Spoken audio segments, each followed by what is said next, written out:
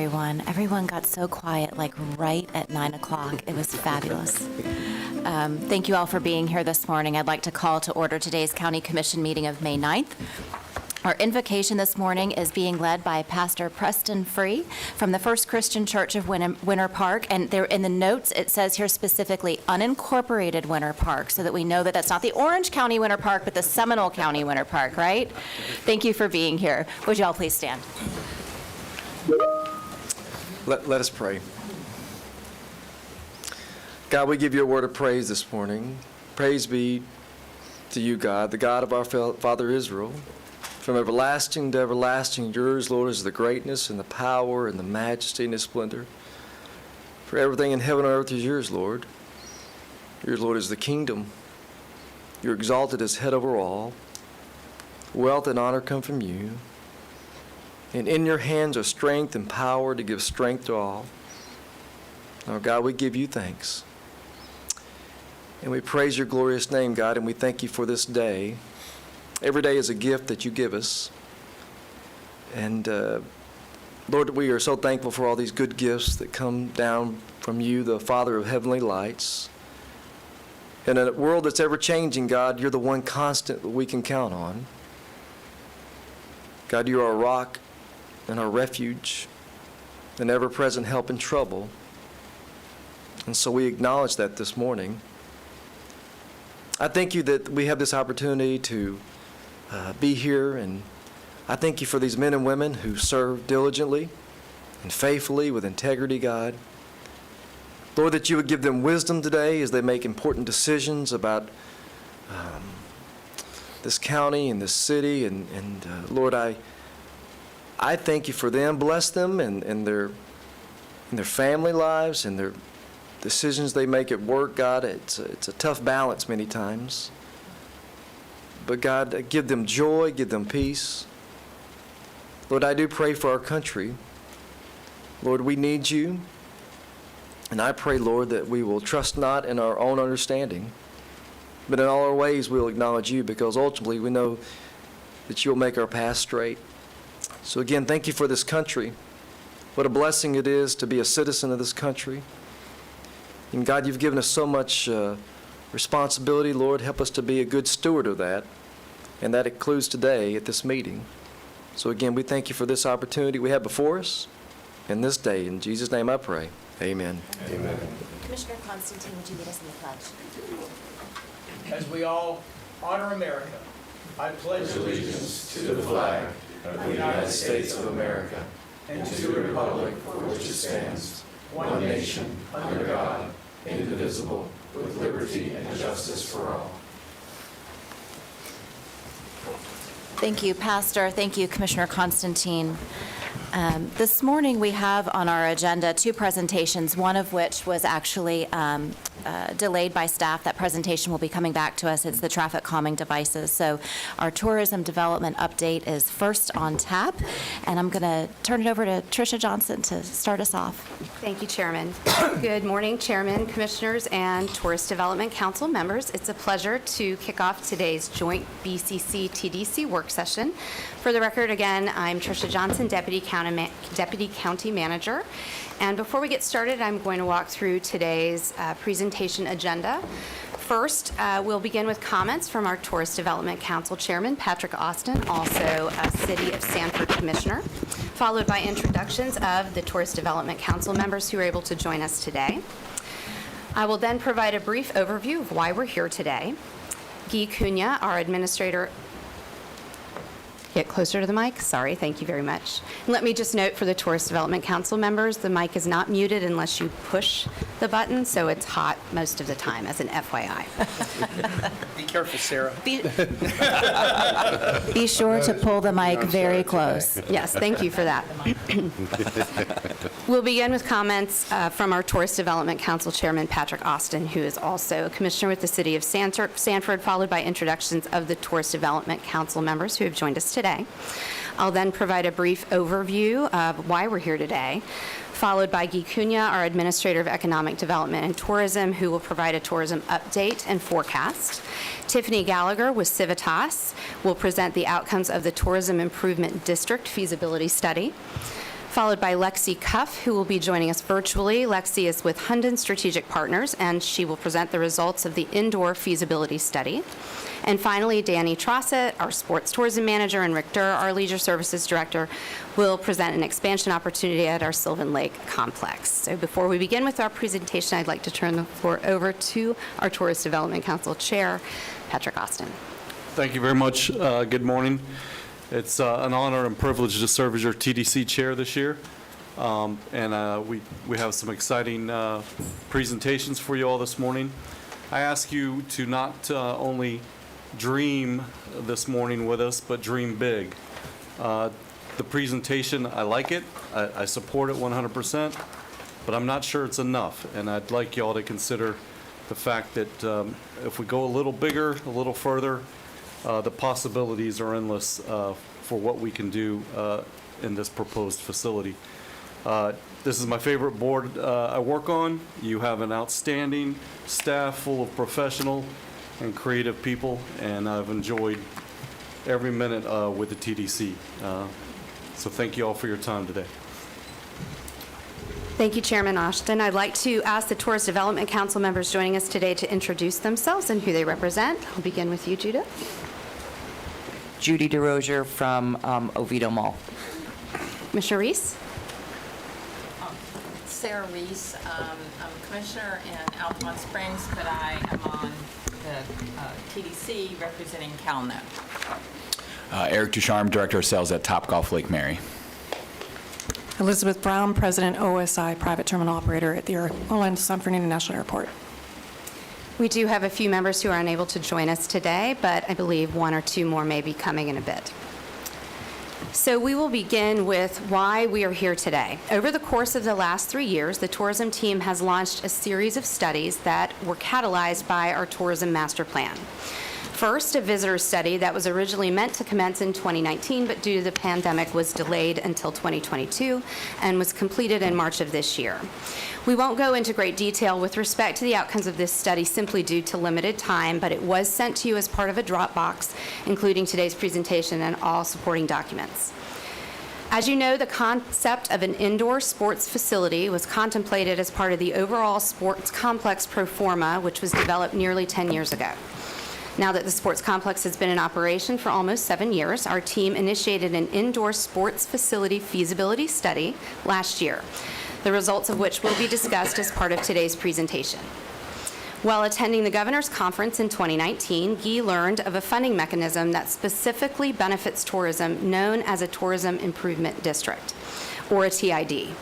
A TID feasibility study launched last year, the results of which will also be presented today. And finally, Guy has been working with our partners at the City of Sanford and the Orlando Sanford International Airport on 2 hotel feasibility studies. Again, we don't have enough time to go into great detail with respect to those studies today, but we're happy to provide you with separate briefings. So our tourism team has been very busy. And amidst all of this, Danny Trossett and Rick Durr have been delving into an opportunity to potentially expand our soccer fields at Sylvan Lake Park, which will be part of the overall presentation today as well. The purpose of today's work session is to first provide you with a tourism update and forecast related to our hotels and tourist development tax collections. Second, we'd like to introduce opportunities to expand sports tourism in Seminole County. And finally, present a potential funding mechanism to implement a future sports tourism capital project. We have a great deal of information to cover. I'm sure there will be a lot of questions. I do ask that in order to keep this as succinct as possible, that you write your questions down as we move through the slides, and the team will address questions at the end of the presentation. And with that, I will turn the mic over to Guy.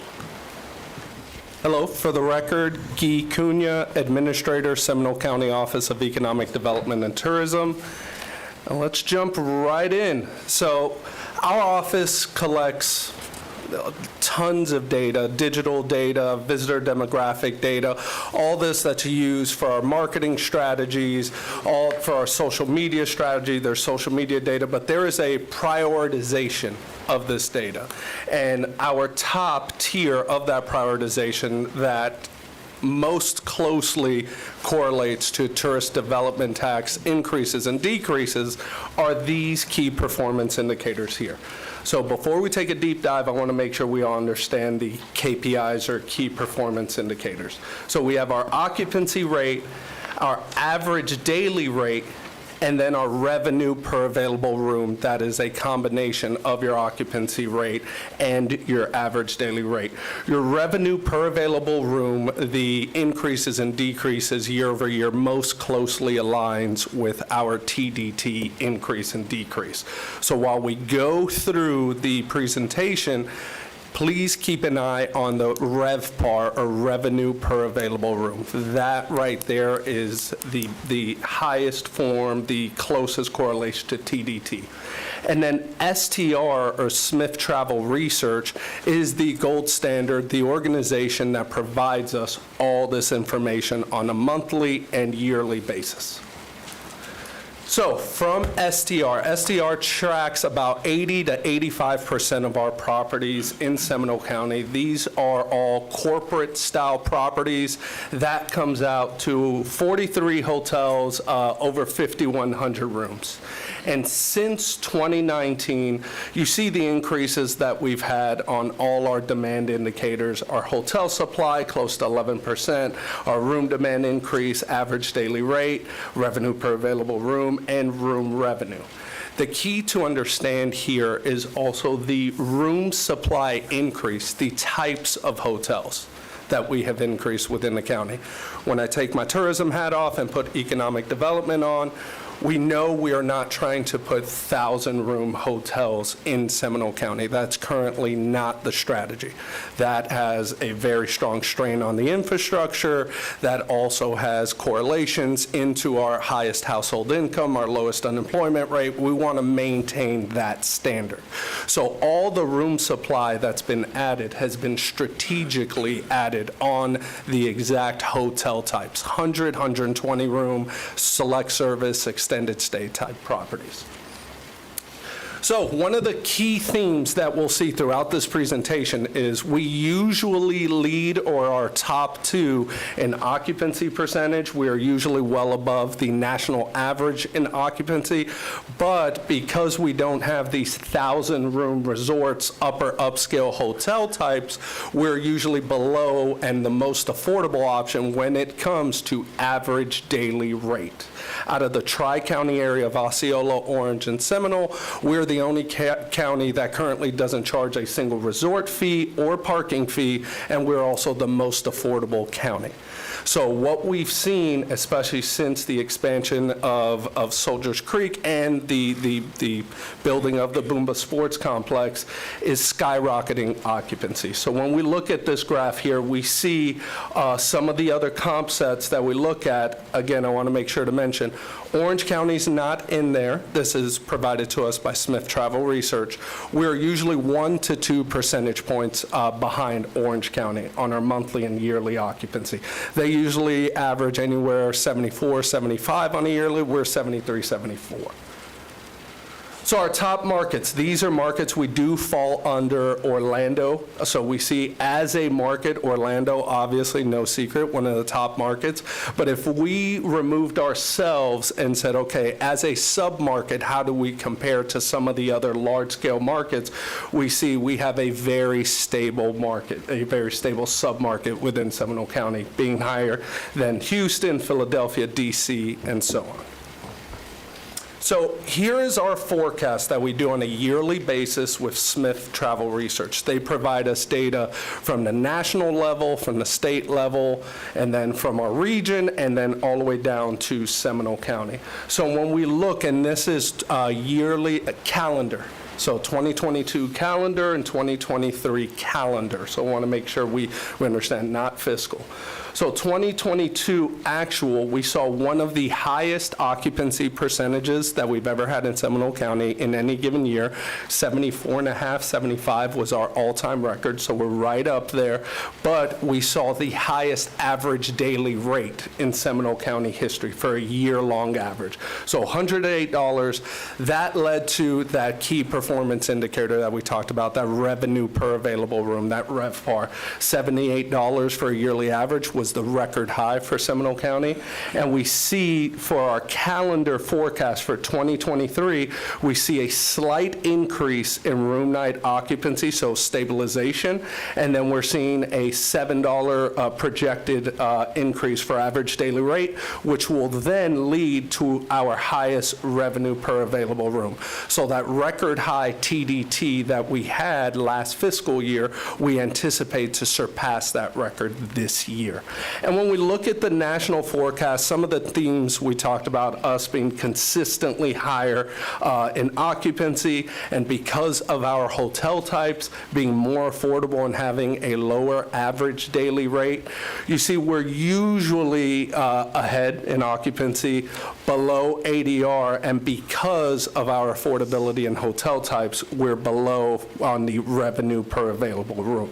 But when we look at the national forecast, the message that we can gather here is a very stable market being projected all the way through to calendar 2025.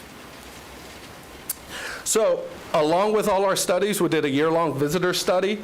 Want to make sure we touch on some of the findings here. The big key performance indicator for the visitor study that sticks out is the household income.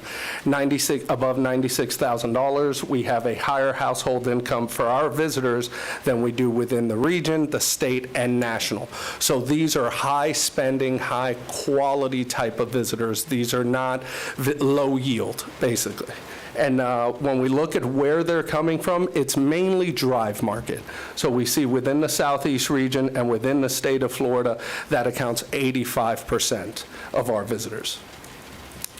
So this was a slide that we're extremely proud of. First, I want to congratulate Evoke Advertising, our agency of record. During the pandemic, they were very nimble, and we were able to kind of reshuffle our scope and bring social media and PR in-house and allow them to focus on media strategy and website optimization. So we've seen record numbers when it comes to visitation towards the website when we track that through Google Analytics. We also have seen a much stronger media strategy than ever before because we brought some of the scope in-house. Now, with bringing social media in-house, we had a social network that had about 10 to 15,000 followers total altogether. We've expanded the social network to have 2 new social networks with YouTube and Pinterest, and we've also increased our followers and engagements to over 500,000 followers on any given post. That's organic, that's before we promote any type of content, and I want to make sure that they're recognized. Karen, who led this effort, Jessica, and Kobe, who does our sports marketing, they're incredible storytellers, very strategic. It's easy to tell a story when it comes to Seminole County. There's amazing stories to be told here. There's amazing graphics. It's a beautiful county. It's unlike any other county in the state. But to do it strategically and be nimble and produce as much as they do, we've been told countless times, we have yet to see that. And we are looking to see more trends now as we continue to get phone calls and emails on a strategy discussion for social media, focusing more on social media to drive visitation. So when we look here, this is our visitor study. Of the 29% of visitors who took the survey and said, yes, I came here because of an ad I saw, we saw that over 80% references social media as their influence to come here. And when we get down to the actual dollar amounts, we're looking at travel parties spending close to $300 a day and close to $700 on an entire trip on influences that they're having from our social media network. And we also had a subsection of the study specifically relating to sports visitors. So one of the major key points that we want to look at when we see sports visitors is a lot of times there's a concept, we're getting the same visitor to Boomba over and over. We're getting the same visitor to Soldiers Creek. There's not new visitors, the same tournament happening over and over. That is not the case. We see that from the sports visitor side, the majority are first-time visitors. They have a longer stay. They're staying in a accommodation, hotel, motel. They're not staying in vacation rentals. And the big key, the final bullet point, they spend more than our average visitors. So when it comes to visitation, sports visitors are the gold standard of what we want to attract. And then that, at the end of the day, ties into our TDT. So we look at our TDT, it's no secret to see when the pandemic occurred, what fiscal years those were affected by. But we see that when we're looking at from FY14, it looks like a U-shaped recovery. But if you actually build that out to 15, 20 years, this will look a lot more like a V-shaped recovery. So the moment that we're able to open up the complex, we were able to increase our occupancy and lead the region in recovery when it comes to our demand indicators. And many hoteliers voiced their opinions to myself, to Danny, Rick, Tricia, that the complex saved jobs. And we're talking about hundreds of jobs. So when it comes to a traveler standpoint, when it comes to seeing the TDT recover the way it has, it directly is correlated to us opening the complex safely. And then with the complex, Rick's team did an incredible job of keeping everyone safe and us bringing our demand indicators back and bringing that visitor back. What we'll see here is directly correlated to Danny and the business development team. Sorry they couldn't be here. They're actually at a convention right now. But they did an absolutely incredible job at packing the complex with the right events. And that is very key. A lot of times you'll see these complexes opening up and you'll see a management company contracted to come run the complex.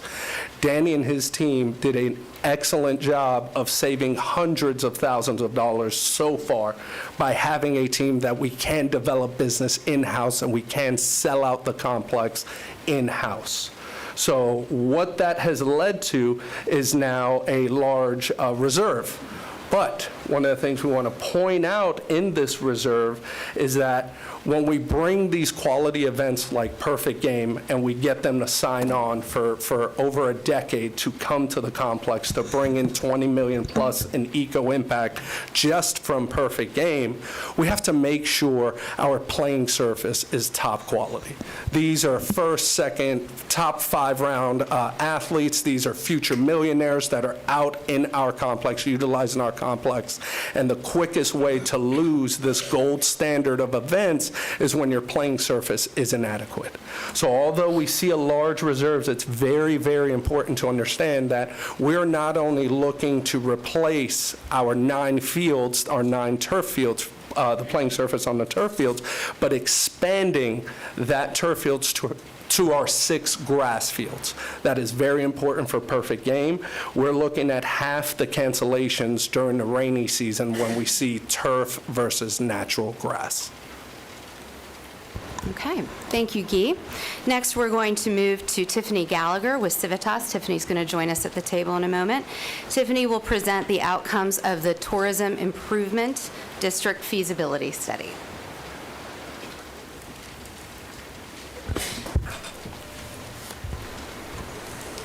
Thank you. It's a pleasure to be back here.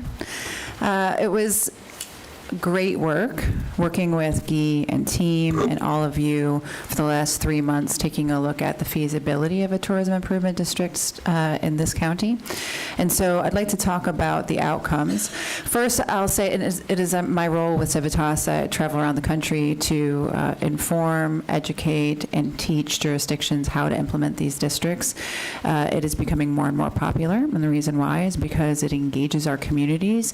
They then have an actual contribution into the outcomes of the investment of their revenues and ultimately furthering your economic development. And it is a public-private partnership that has key securities for the businesses and also for you for long-term investment. In addition, it has an opportunity for local government to support tourism through no-expense policy decisions. So this does not require government funds. This is an assessment that is approved by the business owners that allows them to self-assess themselves, essentially provide a solution through pass-through to the customer, and so does not cost the county anything directly. The assessment does not affect residents of the jurisdiction. It is passed on to the tourist through a line item on the guest room folio.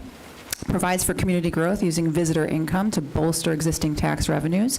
So this is an additional fee that is then directly invested into a product that generates more bed taxes and more TID revenue. And through that, you have a bolstering of bed tax as well as sales tax revenues, et cetera. Public-private partnership for long-term stable supplemental revenue growth. TID forms a nonprofit corporation to oversee the funds. So this is a public-private partnership, does require a nonprofit to receive the funds directly. There's a contractual relationship between the county and the DMO for execution of the plan. In this particular case would be to support a development project, as you all know. The TID funds, TIDs create a forum where those businesses at minimum direct the expenditures. And so through the public-private partnership, there is a requirement of benefit back to those who pay in, that is the businesses. There's a direct benefit requirement nexus between the amount that's contributed to the fund and the benefit received by way of sales back to the businesses. In order to ensure that, there's a board of directors at this nonprofit that oversees that benefit structure, and that's through the ordinance that's created and passed through the county here. The details are to come if you all decide to move forward with this.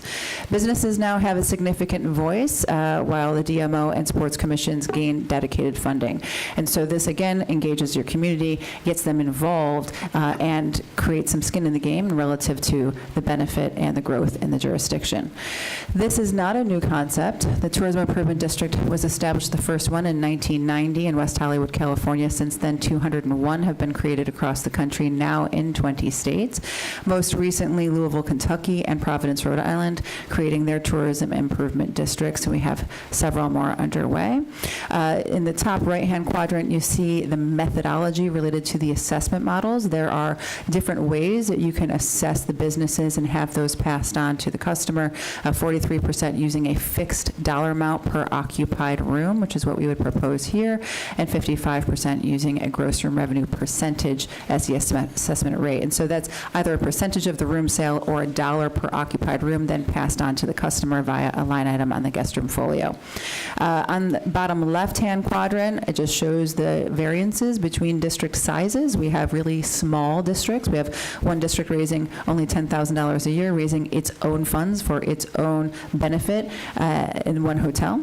And on the high side, San Diego, California, raising $41 million every year, which started, by the way, with a collection of about $8 million a year 15 years ago. And so that has grown significantly, as you can see.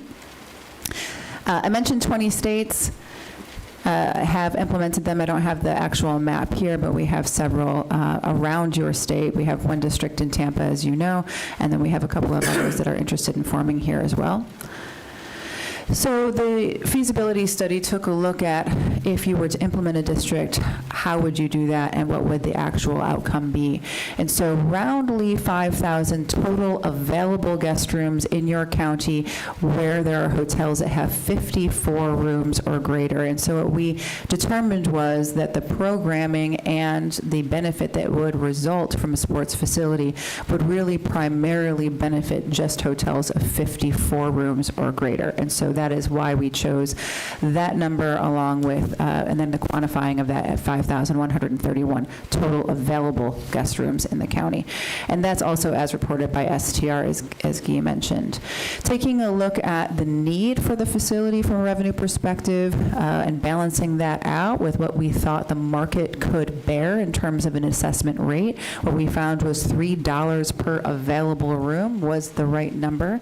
That would then get us to, am I breaking up here? Can you hear me? That would get us to $5.6 million a year in collections.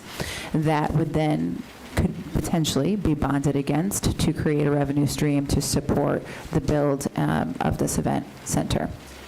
Authorized expenditures for this district would be capital improvements, sports development, sports tourism incentives, and sports facilities maintenance. And so one of the beauties of these districts is that benefit requirement. And so it requires that the money be spent in accordance with the plan. And so we would put a plan together that would outline capital improvements, sports tourism development, sports tourism incentives, essentially the ability to support this development project year over year for many years to come, and beyond your lifetimes in this particular role as well, which I think is key.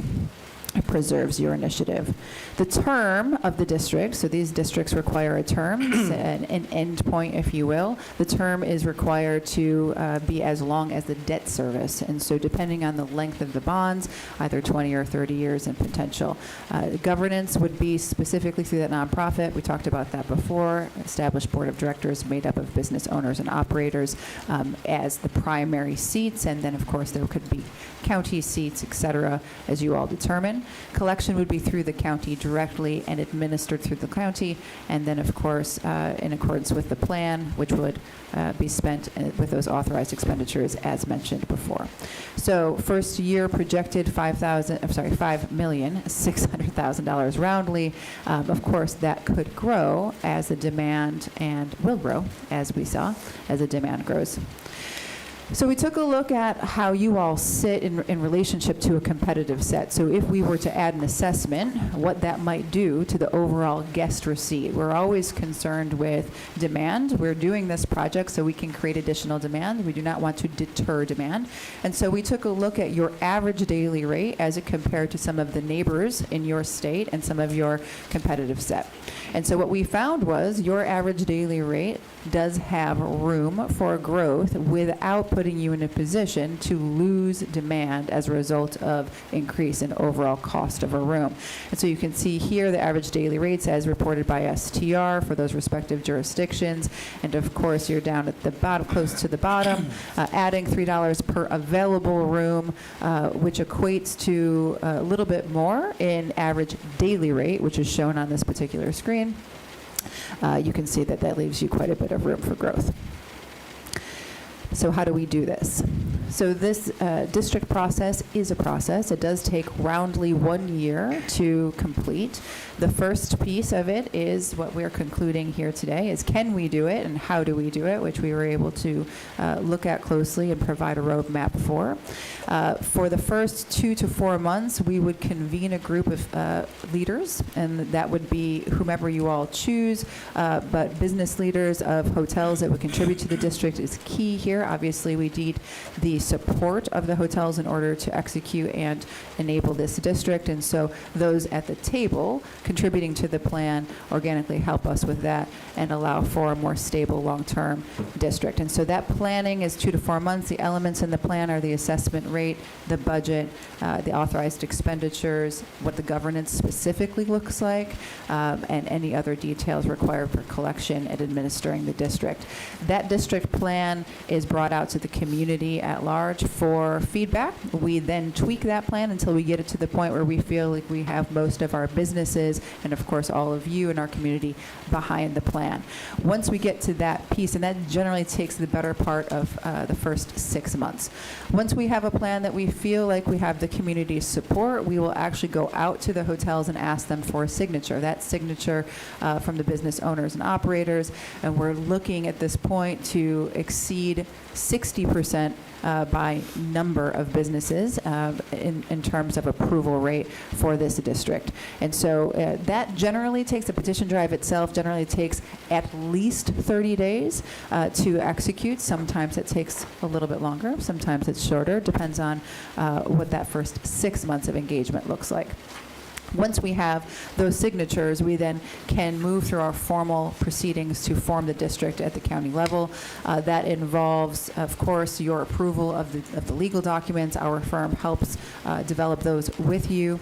We then would draft an ordinance, and we would go through the procedures as you dictate, typically a public noticing, public hearing, and then seeing through your hearing processes, that taking generally 2 to 3 months at least in order to get through.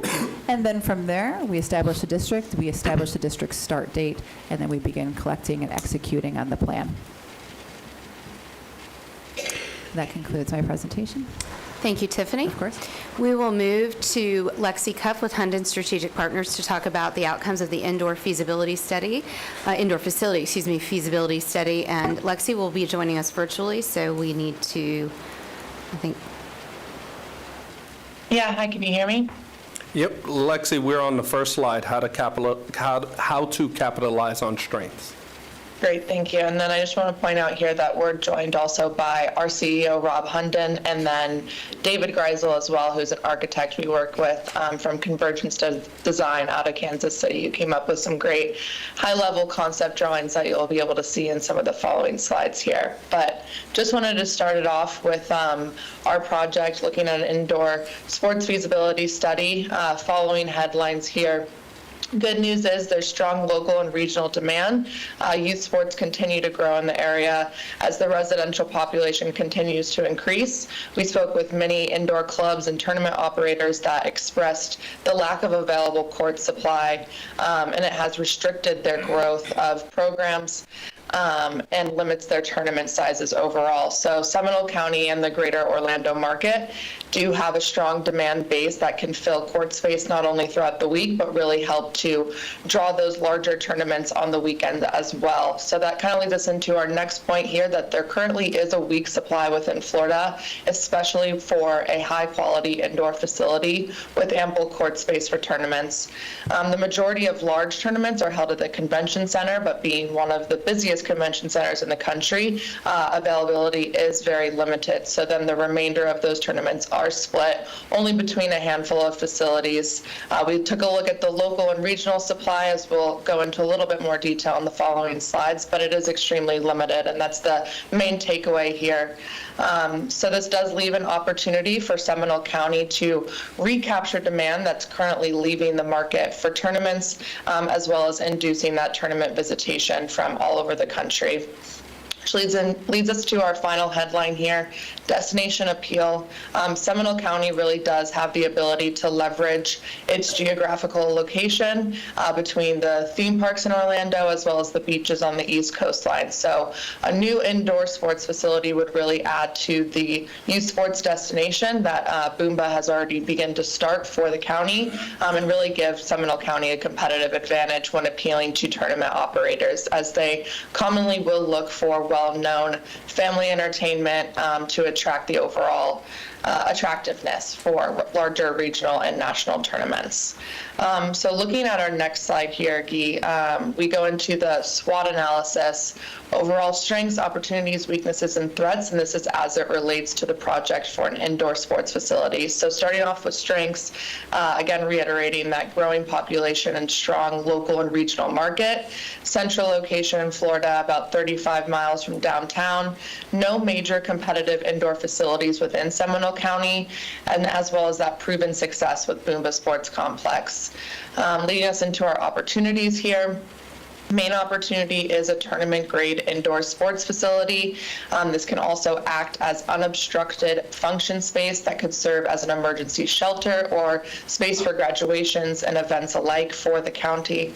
Private sector partnerships with tournament operators, and lastly, additional commercial developments surrounding the airport and sports complex. So that kind of leads us into our current weaknesses here, that there are some limited full-service hotels in the county and no hotels within 5 miles of the project site as of 2023, lack of development around the proposed project, losing tourism dollars to Orange County and the Orlando market as a whole.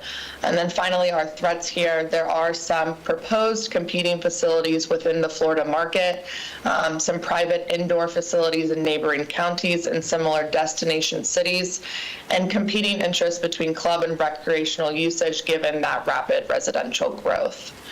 But we can move on to our next slide here, looking at those regional sports facilities. So we took a look at where tournaments are currently being held and hosted within the Florida market, noted on the map here with the red dots being what could potentially be competitive facilities to the proposed project, green dots being those non-competitive, and then the blue being under construction. So wanted to point out that there is an overall limited supply given the population and just presence that Florida has, but there is a few tournament facilities along I-75 between Gainesville and Tampa, as well as 2 facilities under construction, Panama City and Volusia County, which actually opened early in 2023 up in Gainesville there.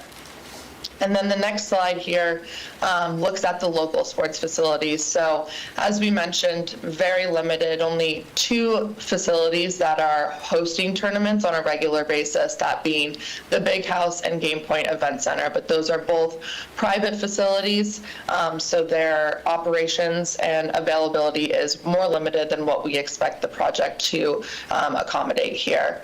And then another important thing to note is just the lack of sizable indoor facilities in the area that does result in missed opportunities for a handful of sports, that being basketball, volleyball, martial arts, gymnastics, cheerleading, and dance competitions. So overall recommendations on the next slide here, our study came to the conclusion of a minimum of 139,000 square foot facility. So this would include 9 hardwood basketball courts that have the ability to be converted into 18 volleyball courts. The big differentiator here with this facility is 1 championship style court. So that would be off to the side, and that really does give a competitive advantage when looking at those larger tournaments.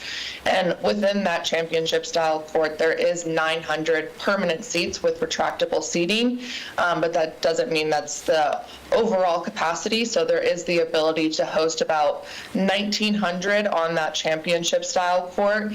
And then if you're looking at the main, and we do have concept drawings that will help kind of paint this picture, but just to note, the main sports area does have the ability to accommodate about 3,000 in temporary seating on each side. So it is a 2-story facility with a mezzanine level that has the ability to have regular viewing areas during normal tournament play. But again, looking at those special events or graduations, there is an ability to host a larger amount of people. And then we just wanted to also highlight some of the key amenities that we recommend to really help with that tournament grade levels facility, being a concession food service area, as well as a restaurant cafe up on the mezzanine level, a temporary stage, lounge space and a play area, physical therapy performance area, meeting rooms, and lobby space as well. So the next slide here, I will hand it over to David to talk about some of his drawings and concept plans. Morning, everybody. David Greisel with Convergence Design. We're an architectural firm that's assisting Hunding Partners with this study in Seminole County. Happy to be here. So this is just an overview of a concept plan of the project on a site near the Boomba Sports Complex and also near the airport. You can see the site is considerable acreage, and we're actually reserving about 1/3 of the site for future development, presumably of hotels, which we think would be the most efficacious use of that top 1/3 of the site on the left side in this image, to create some hotel parcels that could be directly adjacent to this complex.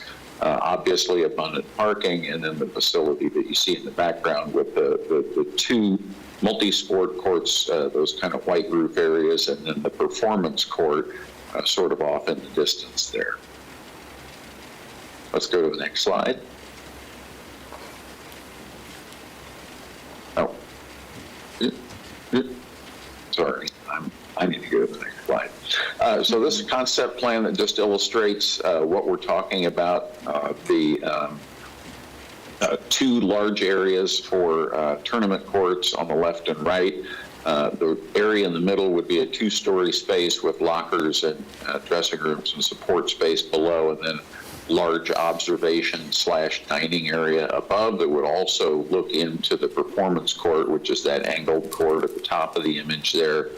And then along the bottom of the image is a series of support spaces, which would include multi-purpose breakout meeting rooms, the sports medicine area, and administrative areas for the complex. So pretty simple overall concept, but I think one that would be a very functional and tremendously useful facility. As Lexi said, those tournament courts can also be used for various kinds of gatherings and events, including small concerts and lectures and high school graduations. So a lot of things you can do in there in addition to sports.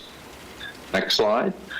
This just gives you an overview of the cost of the project, and without getting into too much detail, we're talking construction cost in the neighborhood of $50 million, project cost, which is all the fees and furnishings and contingency that goes with that, of another 12, taking you to a total of about $61 million for the overall project, which, sounds like a lot of money, but as you know, construction costs have been rapidly accelerating the last couple of years, and I should point out these are 2023 dollars, but this does represent a premium over a facility that you might have built even as recently as 2 years ago.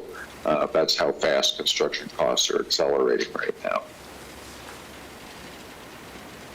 Great, thank you, David. And then last slide here, looking at overall projections for our recommended project here. So we expect the project to be stabilized by year 5 in terms of events. So looking at year 1, about 32 projected events, and then that number increasing to 60 within year 5. And this is including basketball tournaments, volleyball tournaments, wrestling events, cheer and dance tournaments, pickleball, graduations, and special events. But there is the ability to host more practices and daily rentals throughout the week, but also some of those supportive events, given the event space that could really help with driving that hotel room nights throughout the week. But wanted to point out, with the tournament visitation, hotel room nights projected to be about 17,000 in year 1, with that number growing to nearly 30,000 by year 5. And that's given the event days also increasing from about 67 to 116 by stabilization. Overall attendance is projected by some industry averages in terms of basketball and volleyball tournaments, as well as attendees. So that's that number being about 236,000 in year 1, and that growing to 318,000 by year 5. And then wanted to point out net new spending in terms of economic impact. So this is direct spending, everything that's happening on site at the project, which includes food, beverage, lodging, retail, and transportation. So that number being about 11,864, growing to 22,000, and I believe this was in thousands, so that number is actually 110,000 in year 1, growing to 220,000 by year 5.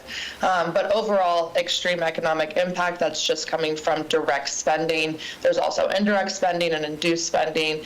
If the project were not built, or if not for the project, this money would not be spent within Seminole County. So wanted to point out those benefits there, but I believe that wraps up our presentation.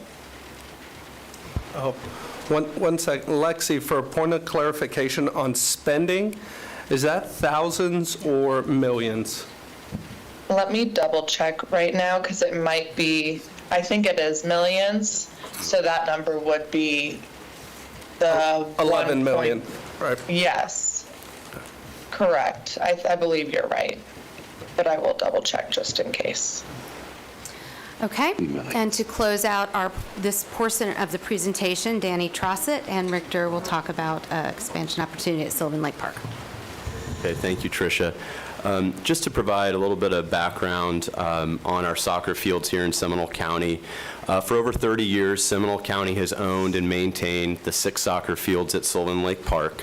2 of the county fields, actually, it was built back in 1993. The U.S. Soccer Federation developed Sylvan Lake Park to be the official training grounds for the 1994 World Cup. So we've had countries from all over the world that have trained out at Sylvan Lake Park. 2 of the fields at Sylvan Lake Park, fields E and F, have been exclusively used by the Orlando Pride. Previously to the Pride, they were utilized by Orlando City Soccer, and that dates back to August of 2014. So for the past 9 years, in reality, Sylvan Lake Park has had 4 available fields, for the local community, because the 2 fields, E and F, are exclusively used for the pro team. This slide right here just shows kind of geographically where Sylvan Lake Park is. As you can see to the right, we own and operate fields A through F. To the left here is Seminole Soccer Complex, which is privately owned. They have 11 fields. So when we host, we have 2 large events, and those are the ECNL events that we host every year. We utilize all 17 soccer fields. We utilize the 11 at Seminole Soccer. We rent those fields, and we utilize the 6 at Sylvan Lake Park. As you can see, what separates these 2 pieces of property is this property in the middle. This is WB Equestrian. It's about a 40-acre piece of property. And I'm going to just talk a little bit about the current challenges before we dive into kind of the opportunity. Right now, we're losing market share to other destinations that have more fields. Lakewood Ranch in Bradenton has 22 soccer fields all at one location. Reach 11 in Phoenix has 18 soccer fields all at one location. So as groups like ECNL continue to grow, our 17 fields just aren't enough to be able to accommodate. So that's a challenge. The other thing here is we have significant increased field demand just due to the population growth here in the county. We have Seminole Soccer Club, which is next door, has over 1,200 members. They need additional field space. We have Florida Craze Crush, which has over 1,000 members. They need additional field space. We have lacrosse organizations. We have Pop Warner football organizations that are all constantly challenged with trying to find adequate field space. And these are our local residents. These are, and it really comes down to just the fact that we don't have enough adequate multi-purpose fields to be able to accommodate all of the groups. We also have the challenge that we have very few lit fields in the county. So Sylvan Lake Park, out of the 6 fields, only 2 of them have lights. Seminole Soccer Club, the 11 fields, only 1 of those fields have lights. So obviously that creates challenges after school, trying to get practices in, before it gets dark. So those obviously create challenges. And so really, here's the opportunity. We have had some conversations with the owners of the horse farm. They've expressed interest in selling the property to the county. Like I said, this is about a 40-acre piece of property. What's unique about this is it does have a large covered outdoor pavilion on the property there, you can see. This is an equestrian site, so they board horses. They also provide riding lessons as well. And we've actually had the opportunity just to tour the property. It's the outdoor pavilion, we believe, could provide some really unique, multifunctional, flexible space for a wide variety of events. This really becomes an extension of Sylvan Lake Park. And I think that's really important to note and understand. Seminole Soccer Club is owned by the private nonprofit. What's unique, though, is when we do host ECNL events, if we were to be able to have this piece of property, we believe it can become one continuous park to be able to accommodate those events. And you can see here on the next slide, this is basically how it is laid out. And like I said, fields A through F, we own. We believe that we can fit up to 7 fields on this piece of property. And I want to just, with additional parking and the additional infrastructure that's needed. And I just want to note again that this is just as important, in my opinion, it's more important to accommodate the local needs and the local growth of our growing sports community, to be able to provide additional fields for our local community to be able to practice on, to be able to play on. Secondarily, when we host ECNL and we have the 2 events a year, this obviously allows us to grow that event. It also allows us to basically create one continuous facility. Currently, right now, if you go to Seminole Soccer Club and you're playing there, the only way to get out of Seminole Soccer Club, it's one way in and it's one way out, which obviously creates ingress and egress issues and challenges, for parking. When we host ECNL, we meet with our Office of Emergency Management months in advance, and we develop traffic plans.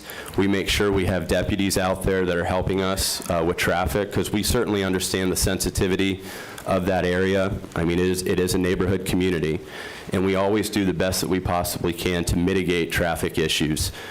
But having additional parking, having these additional fields, we believe that when you park, if you're at Seminole Soccer or Sylvan Lake Park, you can leave your car there, and you can walk continuously to get to either one end or the other. So I'm going to turn it over to Rick and have Rick kind of just walk through some of these renderings. Thanks, Danny. Try that again. So one of the things that we do is we take a look at this type of an opportunity is immediately what could be done on the property. What you see here is, here's what could fit. So our first step would always be is what could the yield be? And the fact that the existing facility is pretty much pasture land aside from several outbuildings, we're not talking about major impacts of clearing the property and so forth. So when we did the calculations to see what the yield could be in terms of fields, could certain infrastructure support it, such as parking numbers, stormwater, so forth, we had to use some rules of thumb, and that's generally what we do at this conceptual level. And again, I want to impress upon you, this is a concept, it's an idea. The idea that we could potentially fit up to 7 fields on this property and then be able to knit it into the fabric of our existing park, in our minds would be a great opportunity to do so. However, that doesn't mean this is exactly how it would end up laying out, and it certainly would not be exactly how many fields we would necessarily need to have on the property.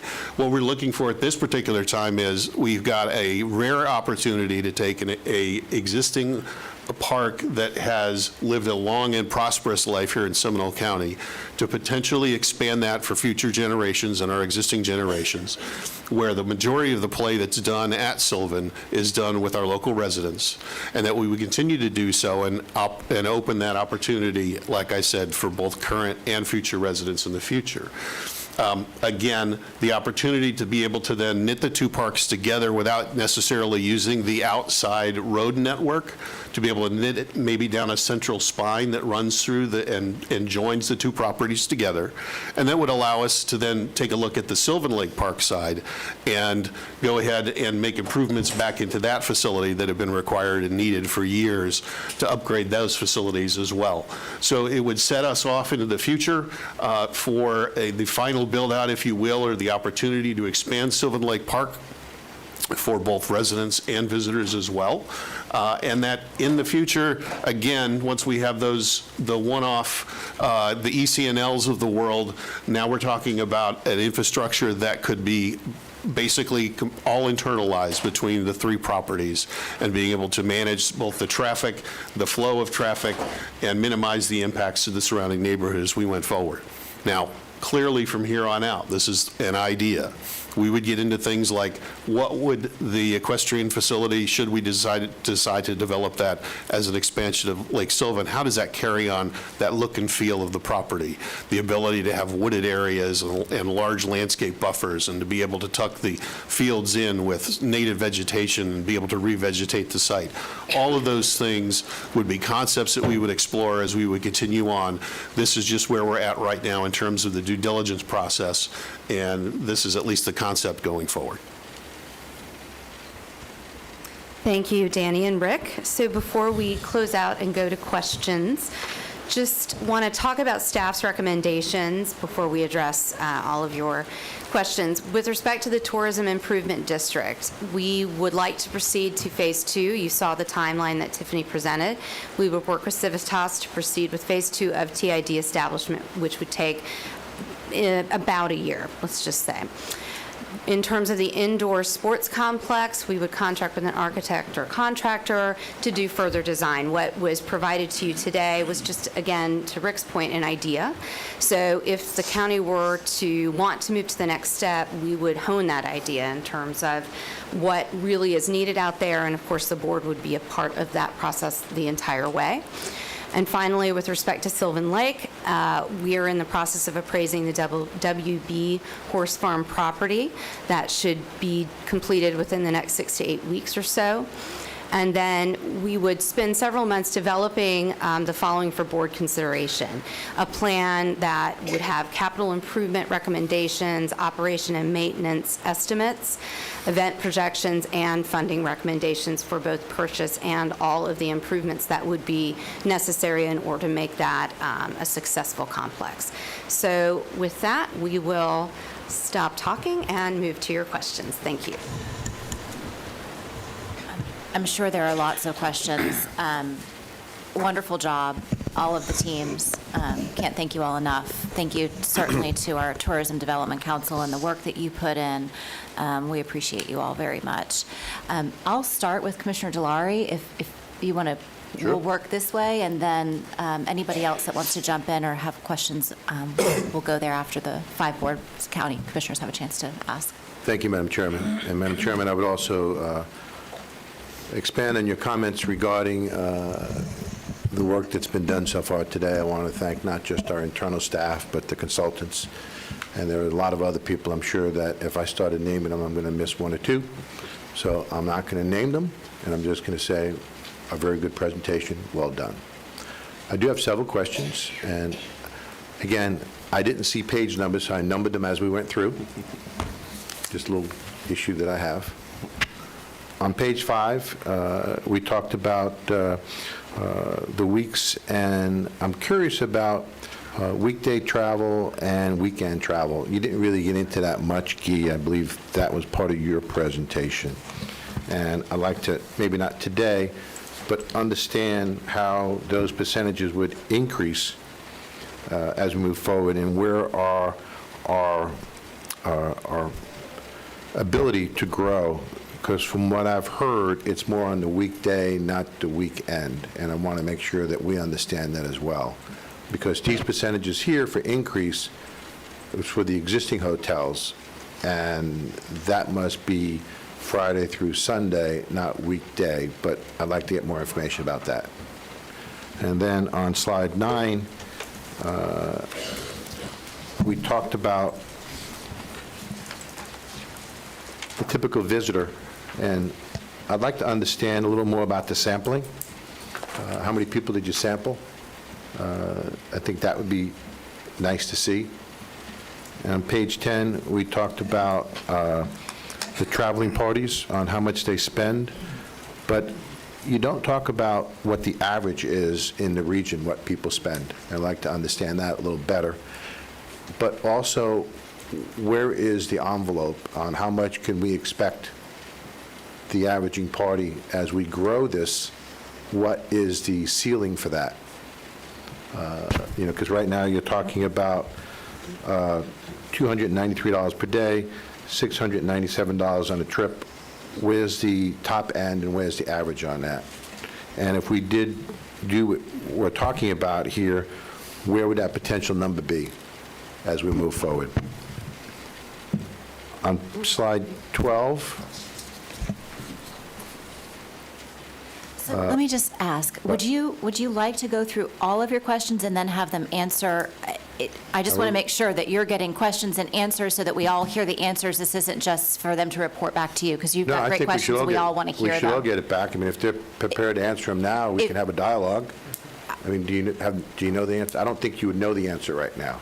No, not right now. Just on the weekend to weekday conversation, we need to understand our largest meeting space in Seminole County is under 15,000 square feet. Mm-hmm. An indoor complex, even at a minimum of 139,000 square feet, will drastically increase our weekday versus weekend traveler. That usually trends about 10 to 15 percentage points below the weekend traveler. So, I mean, I don't expect these to be answered today, but sometime in the future. Sounds good. Because I think there's a little more information that we should have. We talked about 12, and you show the tourism tax revenue and the graph and an inverted V. I'd like to know what the anticipated growth of that curve would be if we do these 2 projects. On 13, you talked about the management company. I remember when we talked about doing the sports facility over by the airport, now called Boomba. We had extensive workshops regarding bringing in outside firms to manage it, and how would we convert that to internal, and I'm glad we went to internal. And I will tell the board that we actually researched that to the nth degree, and we had various companies come in. I'm sure we can play back the tapes, watch it. We were curious about how that would all play out, and I'm happy to see what this team has done, not just internally, but externally partnering with the Sports Commission, and how all that happened. I know there's a couple people here in the audience. Job well done. It's nice to see the fruit of the labor pay off as well as it's been doing, so job well done on that aspect. Also, with slide 13, when you talked about the field replacement, that was one of our biggest concerns when we put that complex together. And we wanted to make sure that we had enough revenue in reserves put aside so that when those fields would have to get replaced somewhere around year 9, that there would be enough money there to do that, because we knew that the condition of the facilities would sell itself or not sell itself, and we knew that could be a strength or a weakness. So we wanted to make sure back then that there was enough reserves put aside to do that. So I'm glad that the funding is there to do that. On slide 18,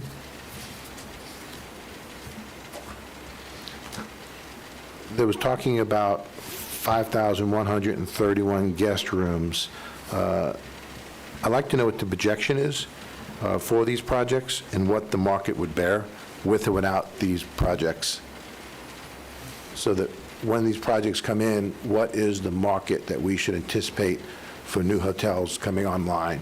And if we didn't do that, what is the market? You know, what is that delta? On slide 20, I'm glad that you're doing 12 months, but I'd like to see if we can reduce it to 9. I'd rather be a little more aggressive. I think there's some things here that you can do dual track. That's my comments. I mean, I've seen people do it in dual track, so I know that's very aggressive, but when you're talking about market share, you need to be aggressive, especially today. On slide 26, let me get there. Talked about a minimum of 130,000 square feet. I think that when we did Boomba and also Soldiers Creek, we built it bigger than we needed, and I'm glad we did, because it's now still too small. If we built it exactly what we wanted and needed at the time, it would have been extremely too small, and we would not have gotten the market share that we should have gotten as we're doing today. So I know that 130,000 square feet may seem large. It's not. I think it needs to be north of that, but that should not include the ancillary type of facilities that's included, which is the bathrooms, the meeting spaces. That needs to be additional to the square footage of what that activity space would be. Then you talked on slide 27. I don't really see us putting a hotel on our property. That's just my opinion. That should be a private venture. I don't want to be in competition with our partners. If the market bears a hotel, then the private aspects, private entities will find a piece of property to put a hotel on. We shouldn't be competing with our partners. That's my position. On page 30, or slide 30, talks about projection of room nights. That's based on how many hotels? Is that what we have today or what they're planning on in the future? Based on today's projection. Okay, so I'd like to know what those room nights would be for projections of the future. And it's important that we understand, is that with these projections of these room nights that they have here, is that nights and weekends? weekdays and weekends. I think that's always important clarification that we should be talking about, because our strength should be going after the weekday traveler, because that's what's available to us when I've talked to hoteliers. And then on 36, Madam Chair, I'm almost done.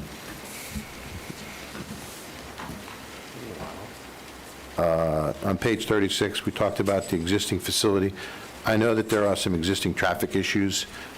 I did have a conversation with Danny Trossett, and I've seen the emails. You've gotten some compliments from the existing residents. Can you expand on that a little bit? Because they've actually complimented you this last go-around with the EC&Ls about the traffic concerns in the area. Correct, Mr. Trossett? That's correct. One of the homeowners associations reached out to us prior to the event, and we provided them with some cones, some signage, and just really did everything we possibly could to mitigate the traffic in the area. And they did provide us with a nice thank you email for our efforts. And also one of our partners with that is the Sheriff's Department. So I want to make sure that we acknowledge the Sheriff's Department for all their help with that. They do a tremendous job. We could not do it without them. Yeah. And then on slide 38, I'm glad that Mr. Durr talked about replantings. I think all parks should have reforestation plans. I think that's imperative in any venture that we do. And then last on page 40 on the recommendations, when you talk about indoor sports complex, I really believe that we should be looking at some type of CM at risk or design build aspect of it. I think that is something that we should be looking at. I did talk about the TID, should be less than 12 months, and then as we move forward with Lake Silden, the concerns should always be the traffic and the stormwater of that area. And I know this is just a preliminary, but those needs to be front and center so that we are planning that and understanding what that could be and should be for the residents in that area. Madam Chairman, those are my comments, and thank you for indulging. Thank you, Madam Chair, and thank everybody for being here, and thank you, staff, and our consultants for putting together a great presentation. My impression is we're at the 10,000-foot view at this point, so I'm not going to go too deep into this. You know, I will support moving to the next phase in the TID. I think there's a lot of questions that are going to occur, a lot more information that's going to develop as this process unfolds that we'll be involved with and be able to inquire further. For the public's benefit, I don't think we really talked about location of where this is proposed to be. I think this is at Moore Station. Approximately 24 acres, is that give or take, somewhere in that range? 28. And so what I'd like for us to consider is several things as we go into consideration of this indoor sports complex, is that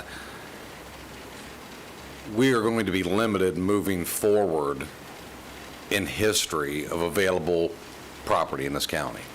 And if we're going to utilize that facility or that parcel of ground, I think we really owe it to the future residents of this county and tourist development to consider getting rid of surface parking and look at a parking garage type setup. We also should encourage a public-private partnership on part of that for vendors such as restaurateurs, hoteliers, and so forth, with ground leases and so forth, that would benefit the taxpayers and also help benefit, of course, the venue. I would also like us to look at considerably larger facility. I would like us to see us get somewhere close to 5,000 in seating. I think this will serve not only for Seminole State College, our high schools to do their graduations and other ceremonies, but if you step aside from the sports aspect, you know, emergency management could use this facility during hurricane times for sheltering individuals in our county, which we know we struggle with to a certain extent, having a centrally location, but also from other venues, such as music venues and those types of things, where you can actually bring into Seminole County and the Sanford area something that we just don't have a venue to put on. We don't have that capability. We've got to either our residents have to travel either Orange County, Osceola County, Lakeland, Tampa, Daytona, and Daytona's is not large enough as well. So I think moving forward, we should look at that. I'm not saying that's what we would do, but I think we have one time and one chance to make that decision. I'm not a fan of moving forward with a smaller plan, only 10 years later, getting rid of surface parking because we've got such a demand, have to build a parking garage and so forth. Moving on to Sylvan Lake expansion, quite frankly, I think that's a discussion for a different time. I'm not even sure why we're fully going through this. I support soccer 100%. I support the notion that we don't have enough soccer fields in this county. I think we need to look at the inventory that this county already owns to determine if there is something that benefits that we already have in the taxpayers' hands that could be developed. I understand this location. I understand the thought process. It may or may not be a good idea. I'd like to see ROI on this. I got a pretty good idea what the value of that property is the way it sits. I think we also have to be considerate of our equestrian community. There are some limitations in that corridor for equestrians to partake in, being able to board their horses or get training. I mean, I welcome them out to my district because we've got, several out in my area. But that's also a considerable drive for those parents and so forth that want their children involved in an equestrian type venue. So personally, I think that's a totally separate conversation for a different day, separate apart from our TID and our indoor sports complex. So I won't comment any further on that. That's all I have, Madam Chair. Thank you. Commissioner Hurd. Thank you, and thank you all for the presentation. I'm not going to duplicate all the previous comments, so I'm going to start from the bottom and go up. I'll just segue right from Commissioner Zimbauer's statements. The Sylvan Lake, maybe, but I cannot get taller, I do know that. I've tried. I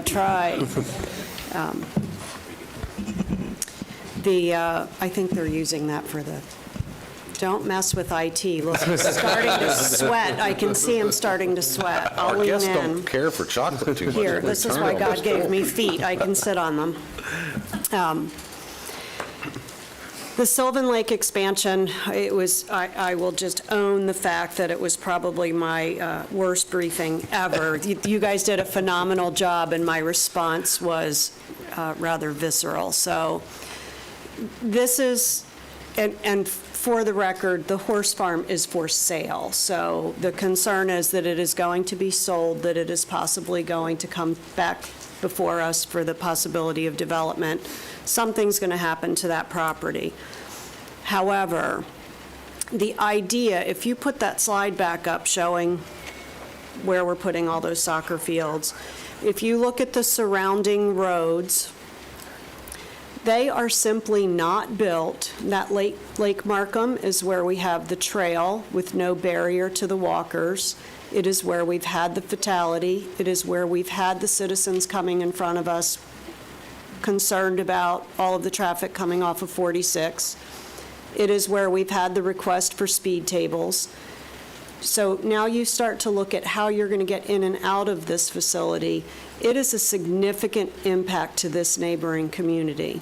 You now have soccer fields, and I realize that maybe we take number 7 out and we put buffers in there, but that South Sylvan Lake Drive, you are now putting soccer fields into a neighborhood. That just is what it is. It is already in the neighborhood up here.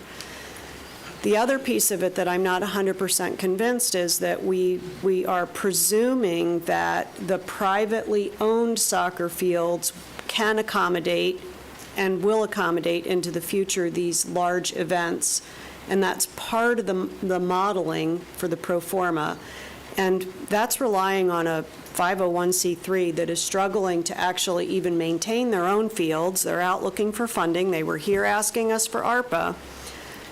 And the notion that we're going to expand this and be able to just use their fields and they're going to be considered comparable is, I think, a faulty presumption. So I really struggle with the Sylvan Lake expansion because I do not think we have the infrastructure around it to support it, nor do I think that we want to start four-laning those roads.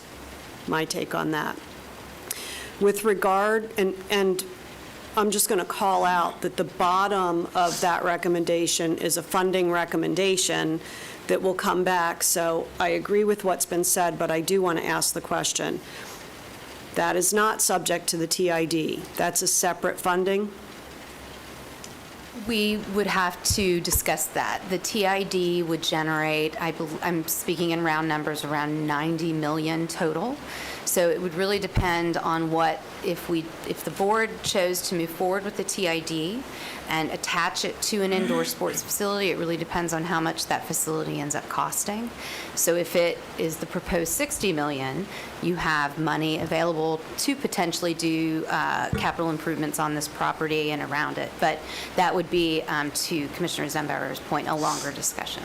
Okay, so just for clarification purposes, it's the possibility, but not currently the reality. With regard to the indoor sports complex, I do agree. Quite frankly, I had not thought about a parking garage, but that is a great idea. It creates the opportunity for future expansion, and it moves us, I think, into a more viable use of the property. I would support not only the TID along with the indoor sports complex, and make it large enough so that we can start having events in our own community, particularly all these charitable events that we have to go out of the county for. No offense, Orange, but I don't want to drive there to donate money. Let's do that at home. But I would also say that I am not necessarily locked and loaded. I know none of this is locked and loaded, but this community tends to lock and load once we see a number on a screen, and I'm just going to open up that dialogue that what that dollar amount that we're assessing to those hotel rooms, there was room in there, and we've said how wonderful this venue is. That dollar amount needs to support this, not at 2023 prices, and not at the size that was projected, but at the size that we think we need to build, and at the prices that will come forth, because we can't anticipate what the construction costs are here in this meeting today. So I think it's critical that it be self-sustaining, that the local community is not going to pay for this. This is a fantastic funding mechanism in order to cause those folks that are coming and using the complex to fund the complex that they're using. It is a fabulous idea. I'm all in, but it can't bleed. So with that, I do have a question with regard to the TID. So it was mentioned that it can support maintenance, which is fantastic. Does it also support the additional staffing required to handle all these additional facilities that we're building? We can't just pop this up and ignore it. Yes, it can. Okay, so it needs to have staffing in there as well, because that wasn't mentioned either. So this should, in my opinion, be net sum zero to the taxpayer of Seminole County, the property owners in Seminole County, and the businesses in Seminole County. If we're going to set this up, it needs to be self-sustaining and supporting from the beginning. I think operations was listed, and that would fall into operations. I can't hear you. Maybe, is the microphone close enough, or is our microphone not on? It was breaking up before, but it's green. Should be on if the light's on. Kind of have to talk loud, too. There you go. Yeah, it's working. There you go. Use my mama voice. There you go. Operations was listed as an authorized expenditure, which would encompass any staffing, et cetera. We can be specific, though. Yeah, we should be specific. Of course. Thank you. Commissioner Constantine. I mean, I'm fine, but I just... Yeah, I mean, honestly, mine is actually very quick. want to first say thank you to Chairman Austin for asking us to dream big, because I think that's something that that sometimes we are very hesitant to do. And then on the flip side of that coin, sometimes we dream so big we forget we have to pay for the dream. So I want to just put out publicly an ask that I made of our team this week when we were doing this briefing. Our board historically loves shiny objects, and we get really excited about the shiny object, and we tell our team, go forth, build the shiny object. And then we get lots of shiny objects, and we forget about the first couple. And so I would love a list of all of the things that we currently have in the hopper, regardless of whether it's tourism or leisure or, whoever owns it. I can think of several off the top of my head where we sat around and we dreamed big, and the citizens listened and they got excited, and we've yet to finish the vision. We haven't completed the vision that we cast for some of these projects, and so it leaves our citizens wondering, well, you're going and doing this, but what happened to the Rolling Hills? We said we were going to do a community building at Rolling Hills, right? Where are we? Then we went and we bought 2 golf courses, and then we've started demo at Rosenwald, right? So we've got a long list. So I would love if our team could put that together for us so that we make sure. And I see our CFO sitting right over your shoulder, Darren. As my husband says when I come up with a new project at the house, sure, we can do that. It just takes money. And we need to be really careful. And I love what Commissioner Herr said about the indoor sports complex being not a burden on the taxpayers of this community. Super huge. Absolutely concur with that. I support moving forward with the TID. Do it in whatever time frame we can do it successfully, please. Agree with projecting out ahead. Partnership with Seminole State hospitality program. I can see great possibilities with that indoor sports complex with the public-private partnership. Don't want to take that off the table. The other thing, and I know this is more granular probably than we need to be, but as a former school board member, prom season always put a lump in my throat because we had thousands of kids getting in cars, driving down to SeaWorld and Disney World for prom night, and I would just pray that everyone came back home to Seminole County. So to have a facility like this right here where we could host events for our own kids would just be tremendous. Talking about Sylvan Lake, we have a master plan going on, do we not? Yes, and I'm glad you brought that up. Since I unfortunately missed all of your briefings last week with the flu. So we're looking at our new 10-year park system master plan.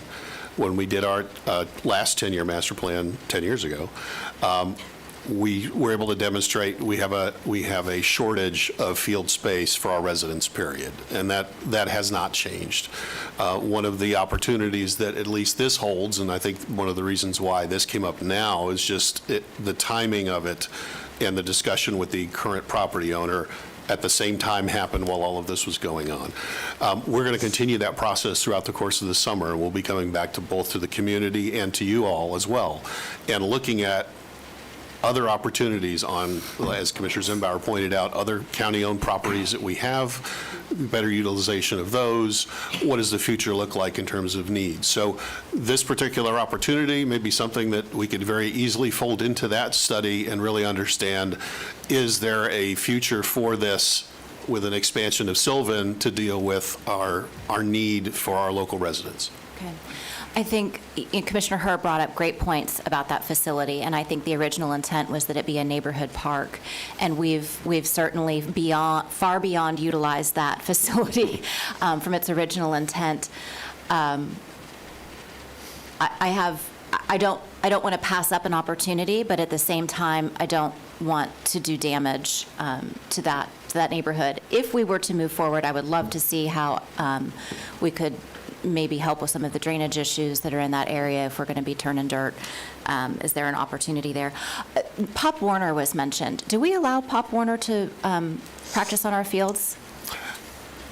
Because we used to not. That is correct. We have them out at fields, but I'm trying to be very sensitive. I'm a former Pop Warner board member back in the day, so we have at Moore Station right now actually is where one of our field locations are. The issue with Pop Warner on a natural grass field is by the time the season is over, you don't have grass anymore. It's trashed. Yeah. Okay. I just wanted to make sure that all the Pop Warner parents that might be listening to this didn't get all excited thinking we're allowing Pop Warner practices anymore. Great work, very excited. I think Seminole County has really found our niche with sports tourism. I think our team has done a tremendous job really making it something that is Seminole County centric, and it's kind of become our little brand. And I love everything but Sylvan Lake right now. I might love it in the future, but right now I don't love it. All right, thank you, Commissioner Constantine. So, at the sake of repeating some things, I'm going to start there. I believe that my fellow commissioners have done a very good job in kind of outlining some of the concerns. I do appreciate the program today, but also the briefing that we had earlier. So a lot of my questions have been answered. I will tell you that one of the things that I think was asked earlier about the survey and who is our ideal or normal tourist, I think one of the things that needs to be said is that the reason that women and singles were higher is because they tend to answer the questions in surveys more. So we really don't, am I wrong? Yes, so we really don't have a Yeah. real feel. There's really maybe not 56% there. Not that that matters, it's just that, those are the types of things when you're dealing statistically that you have to have. But the one thing that I think all of us can recognize is this board made a decision a number of years ago when we had a normal advertising scheme to move to the social media. It was gradual, but thank God we did, because I think we all recognize that that was the right move, and it's been successful, and economy of scale, it works a great deal. The dreaming big, and again, Commissioner Austin, thank you very much, as you've been already thanked, is something that I think this board loves to do, but also we have to stay in reality. The TID concept, I think, is fantastic. Question I have, I think it's been answered, but we want to make sure, is we have had discussions with the major hoteliers, so the belief is that they will be supportive of this.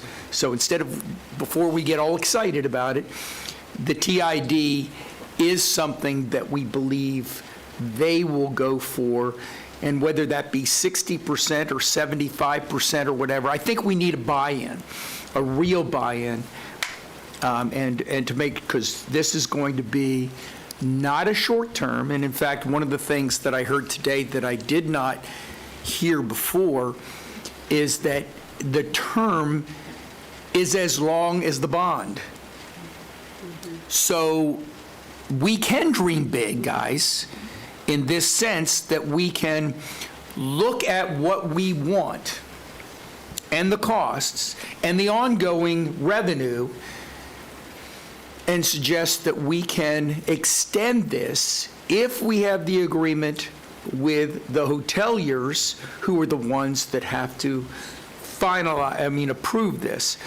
So the 61 million, and we all know that that'll be more because that's just the way it works, and whatever the non-costs that Danny and Rick do not know about the Sylvan, if we choose to go that direction, could all be incorporated, because you can use the TID for everything.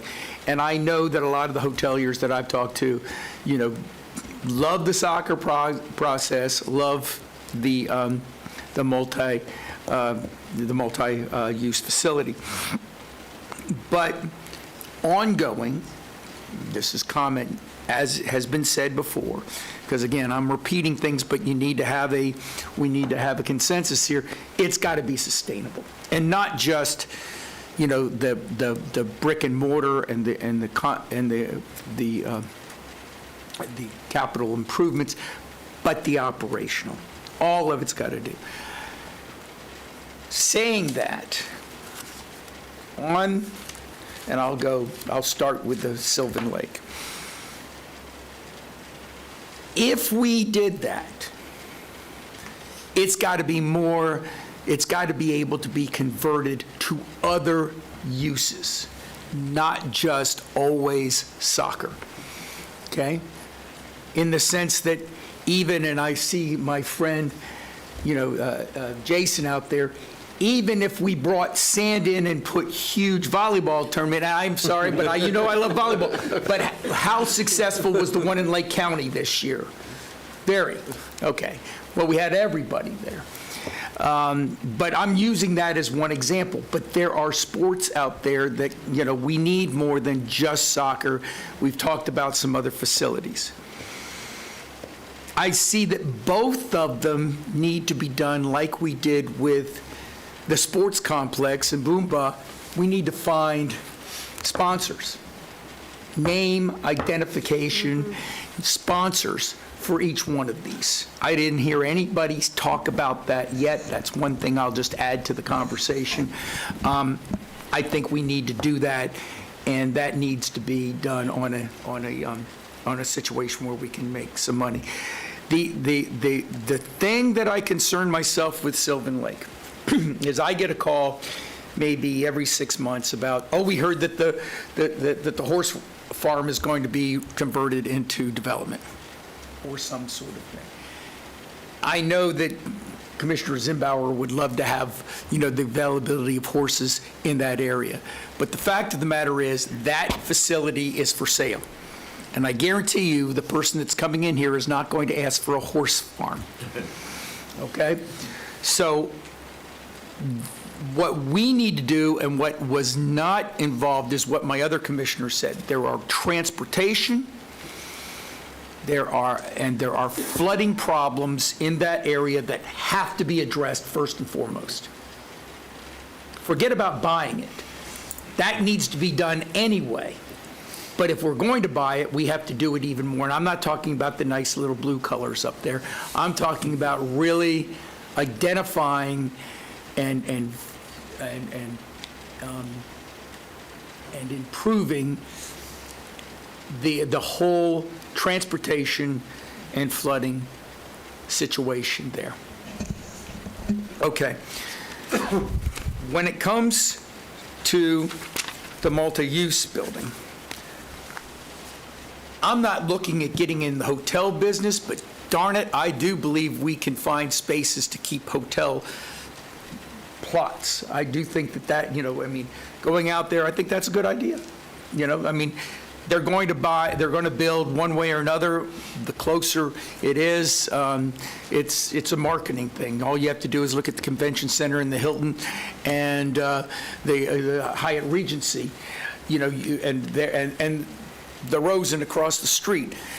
Sure, we're not talking about that scale by any stretch of the imagination, but I do believe that we don't want to be in the business, but we certainly want to avail ourselves with the opportunity to have space for convenience for hotels. I thought that was one of the things that we waited for the private sector to do at both the airport and our own sports complex, and we still haven't seen that yet.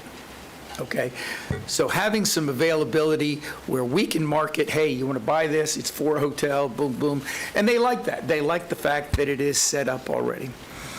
I love the idea, and it's something that I also, was going to bring up is the parking. We do not need to use 90% of the property space for parking facilities. I, for one, that have some problems walking, would not park way out there, or if that was the last space available, it would be difficult. Let's be smart. Let's put in a modern parking facility with, obviously, we're way down the line for this, but with electronic spaces, or electric spaces and everything else. But let's do that. And then, another thing that I have not heard, there should be space, since it's near the sports complex, there should be space for potential other outdoor programs. Kind of like volleyball. Go outside. I wasn't going to say that, Bob, but I'm glad you brought that up. Soccer. But yeah, soccer, another place for soccer. But seriously, if we're going to have sports complex and facilities in there, wouldn't it be nice to have outside? Just like somebody mentioned about venues, wouldn't it be nice to have maybe a little outdoor venue too? So potential activities, not defining anything, but outdoor. And then again, like I said about the other one, and this is especially purposed for that, is, get a sponsor. Naming sponsor. Everybody's doing it. It would be nice, obviously, and it would help with some of the operations clearly. But today, you're asking if we want to go forward. I, for one, with all the things that my fellow commissioners have suggested, including the ones yes, I think that is something that we need to identify, to analyze, and to bring back some real numbers, how we can do both of them together, how we can do an expanded with the other one. But again, the thing that I did like about it, if we get the support of the hoteliers, is the fact that there is no end determination like there is with the tourist, sales tax or anything else. This is something that can be ongoing.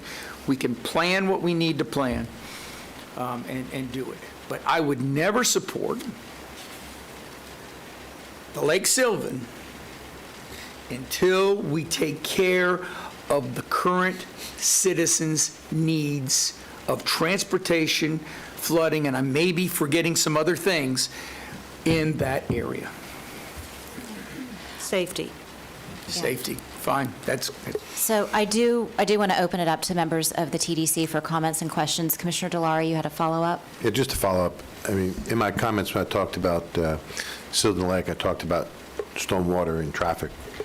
I didn't expound on it to the level that my other commissioners did, but I'm just as serious as they are. Yes. So I want to make sure that even though I weren't using an exclamation point, there is one there. But with that, in the past, we talked about Yankee Lake.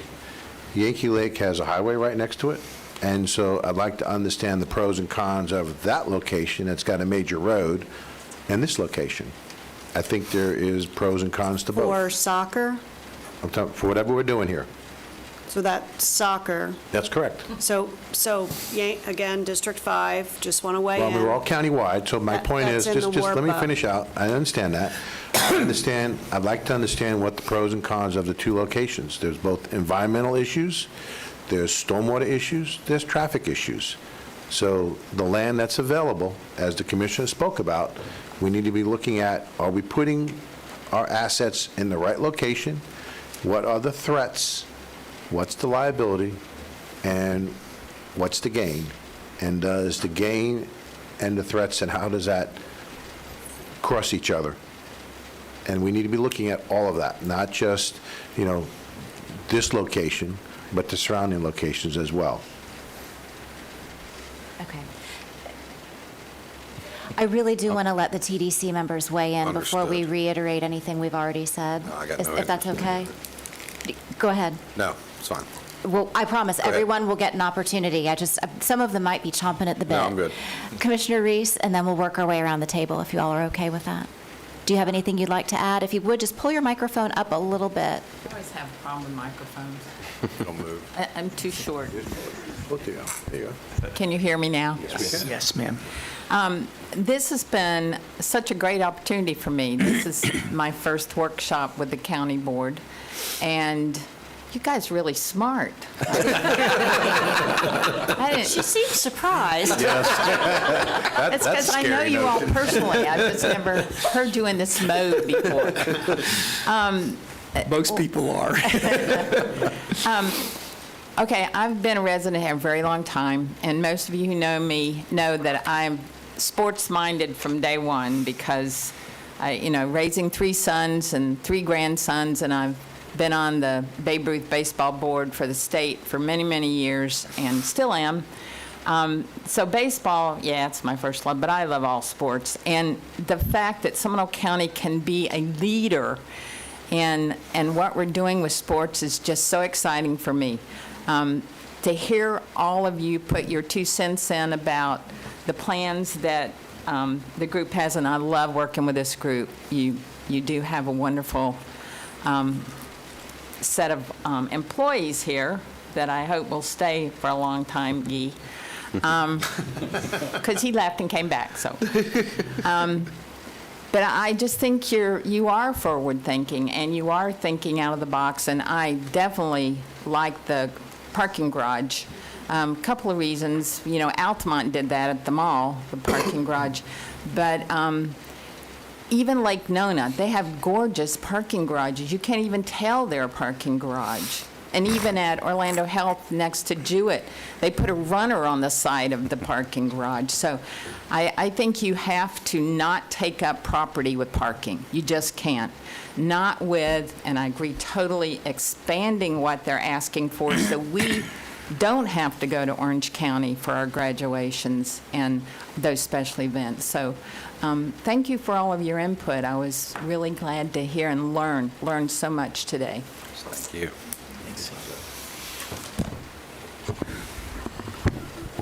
Thank you. And I think it's incredibly important, and maybe not in this format, but Commissioner Zembauer brought up at our last TDC meeting when parking garages were brought up about cost, and there were some legitimate concerns with adding the costs, and he brought up some really amazing ideas on how we can mitigate some of those costs. So definitely want to give you that opportunity at some point to expound upon that, because I was against it at first until you mentioned that, and I think it was a really great idea on how we can mitigate cost and ultimately be forward thinking on those parking garages, because I think it's important. It gives me sheer excitement to think about now having kids who are eventually going to be going to Seminole County Public Schools to maybe not have to go to a graduation somewhere else as a product of Seminole County Public Schools and graduating somewhere else, right? So, it is incredibly exciting. I think all of the points that were brought up today are amazing. From a business aspect, though, not doing this project is a detriment to business. It truly is. Being in this business prior to COVID and after COVID, and just seeing from a business aspect the travelers to Seminole County, during ECNL, the business volume significant business volume increases, significant revenue generated from Perfect Game. We have a partnership with Perfect Game now at Topgolf. So just a significant increase in revenue that can be directly attributed to the sports complexes is something that I'd be happy to provide numbers on, but it's outstanding. And when we don't have sports, there is a drop in revenue. So. But thank you, Guy, and your team. You guys have done an amazing job. And being on this TDC board, and Commissioner Austin, you've done an amazing job as chairman of the board. So thank you. Good morning. I don't really have much more to add. I think everybody's pretty much covered this. I think the commissioners did an excellent job at really understanding that this needs to be a sustainable project, that it needs to be able to move forward and then be able to take care of itself from a business perspective. I think it's unfortunate that our colleague from the hotel sector wasn't able to join us today, because it would have been nice to have his comments for everybody to listen to, because of course that's his representation on our TDC board. The last comment I'd like to make is, anytime that this county is able to invest in these types of projects that can see more visitors to this county is good for everybody. It's good for businesses, it's good for Topgolf, it's good for everybody. It's also good for the airport. As many of you know, I'm in the aviation industry. The more that we can attract these larger events into Seminole County, the more it is easier for us when we're talking to airlines to try and increase those services, to see those visitors come from more than just drive markets, but from further markets, from further abroad, from around the United States. This is a huge draw in this area. I see those boombah fields full all the time, and I can only express my excitement to see something like this to move forward for this county. It's excellent. Thank you, Chairman Austin. You've done a great job moving this forward. It started last year. And thank you to all the commissioners for spending the time to really look into this and to really understand what it is that the TDC is moving forward with. So thank you. Mr. Rogers? Just also want to reiterate that it's been a pleasure to be part of this board, both as a resident of Seminole County and obviously the Director of Operations for Oviedo Mall, and our, continued changing going on there. But anyway, I just sort of, Commissioner Zembauer's comment about music venue happening there too, and it's probably a little granular too, but I think that's a weekday opportunity, that concerts can be held during the week, and we'll see some people coming in for that. So, but also as a resident of Deer Run, I mirror the, hey, that's a shiny object we bought, and what are we doing with it? So I will just add that point too. So. Give us a community meeting coming up. Yes, I'll be there. I would like to defend my dream big comment a couple times. When I was asked to make comments before the presentation, I didn't want to give away too much of the presentation. I thought the presentation on the indoor complex sold us short. I think it needs to be bigger. I think it needs to have a bigger capacity. We can't fit graduations in what they have given us. We can't. You know that, Amy, very well. Absolutely. Not that that's what we need this facility for, but it's just another use, a possibility of Seminole County finally being a grown-up and doing stuff in Seminole County and not going to our little sister, because they're younger than us, but they're bigger than us in size. It's time for us to have our own concert venue. It's time for us to have a facility where maybe we can host FHSAA state championships. Why can't we have the state championships for boys and girls basketball in Seminole County? That's a weekday filler. Why can't we have volleyball? Why can't we have the cheerleading? Why can't we have our multiple national champion dazzlers have competitions at this facility and bring in groups from all across the country? So that's where I wanted us to dream big. I want this facility, and again, I think Commissioner Zembauer maybe said it. I don't want us to have to come back in 5 or 10 years and go, well, man, how can we add on to this thing? Can we put a trailer on the backside for? That's Stanford. Portables. but that. I've been involved in youth sports and high school sports fundraising my entire life. And this county has needed to grow up and have some facilities. And we did a great job with the baseball facility. Sylvan Lake is beyond its capacity. And so it's time for us to take that next step on an indoor facility. We can be a mid-major concert holder during the week. There are a lot of missed opportunities we have.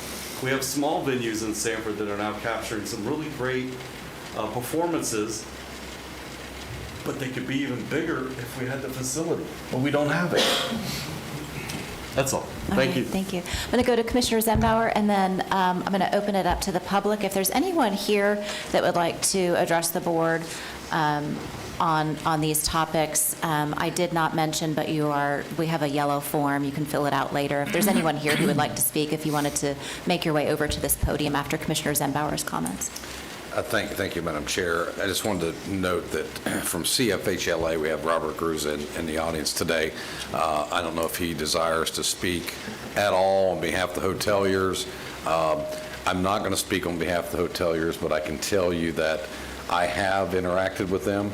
They're very supportive, those that I've spoken to. That in no way, shape, or form, is a survey, but I think we've got a pretty good pulse, or the TDC wouldn't have gotten this far if there wasn't some support from the hoteliers. When I talk to the hoteliers post-COVID, they need more space now. Some of them wish they could build a second property or are looking to build a second property. And there is a groundbreaking has occurred on Lake Mary Boulevard for another hotel, which is sort of on hold right now because of financing and what's going on the financial markets. But that's going to automatically come. We're going to see that occur by default. I would also say, in relationship to making sure this doesn't bleed, making sure that taxpayers' dollars don't go in it, the TID is pretty clear on the fact that this has to be run by a nonprofit.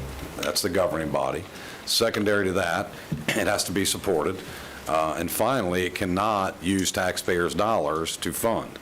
And I think that's, my comment earlier is we're at the 100,000-foot view right now, and our staff should, during the process, with our partners, get us further down the road where we can have those very candid conversations, which is, can we afford that, Taj Mahal that we all would like?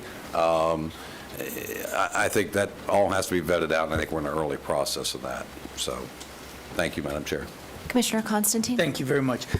Like I was trying to point out with all the, other opportunities for revenue, when somebody mentioned parking, I just had to point out that I was at a charity event at the Rosen Shingle Creek this weekend, and just to park for the event was $28. I mean, clearly, we're not going to ask that, but I didn't see anything in there about parking revenue. And I know we have no hotels that do that, but, if you're talking about a few dollars and everything to park in a place like that, I don't think there's any problem. We also have, Jason Siegel in the audience, and I'd like to hear a little bit from both of them. If they haven't filled out yellow forms, I would like them to please do so, because I want to hear what they have to say, because those are the two guys that we're going to have to work with on a lot of this, especially in the preliminary. That we get to work with. That we get to work with. We don't have to. Well, we got to get to, whatever word you want to use. Have the privilege of. Okay, there's a nice word. But also, again, as we're going to the hoteliers, if we are dreaming big and if we are looking at being able to potentially fold both of these things and all the costs in there, that would take, a number, even though it's going to grow, the TID, it's going to take, more 20, 25 years. But frankly, that goes in a blink of an eye. It really does. It's not something that you turn around and, oh my God, it's, if we can do this and do it right, that would set us, in a very good direction for a long time to come. So that's just. All right. Well, I think we have one person who's already asked to speak. Gentlemen, you have been called out by name. If you would like to approach the podium, that might not be a bad idea. And our first speaker, if you would give us your name and address for the record, and then you'll have 3 minutes. Sir? Yes. On first, okay. Yeah. You were the first to fill out a form. You're first. All right, good, thank you. Yes, my name is Pete Mangels. I'm of 285 Bellefontaine Circle here in Lake Mary. So what I represent is, I'm a business owner, and I'm also a resident of Lake Mary, and Drew and I own separate hockey leagues here, and we play in Greenwood Lakes Park. So right now, we play Monday, Tuesday, and Wednesday night. And we'd like to kind of hopefully throw our hat in the ring here in regards to maybe having the committee consider a hockey rink of some sort. Now, this hockey rink is deck hockey, so we don't need any ice or anything like that. And I know typically we don't look like hockey players because we have all our teeth. So, but typically, though, we play basically on a deck. The rink size is about the same as the hockey rink. And we've really been having a really good time playing Monday, Tuesday, and Wednesday. Currently, we have about 300 players that play, but if we had a facility, whether within the indoor complex or outside at Lake Sylvan, we have an opportunity to also sponsor tournaments. And so deck hockey is very popular here in the United States and also in Canada. And so we'd like to maybe consider again, the committee's looking at the potential of maybe having a facility for us too. For the outdoor facility, what we would like is to have maybe a canopy over the hockey rink. So right now, we're kind of limited in regards to when we can play, and we have rain delays, for example. But if we sponsor tournaments, sometimes on Saturdays, if it rains, we have to cancel. So this way, if we have a canopy or something indoor, that would really benefit us overall, too. So, Drew, was there anything else that I missed? Roller hockey. Yeah, so our roller hockey plays on Tuesday, and most of those individuals are from UCF. We also have some that play from the Solar Bears. So I think that was it, right? Yeah. Okay, well, thank you so much. Thank you for considering that, too, because I know we mentioned volleyball, and hockey is a very popular sport, maybe. So please consider us for that, okay? Thank you. Thank you so much, yeah. We're going to have every single sport lobbying for, which is wonderful. I love it. Who's next? Mr. Siegel?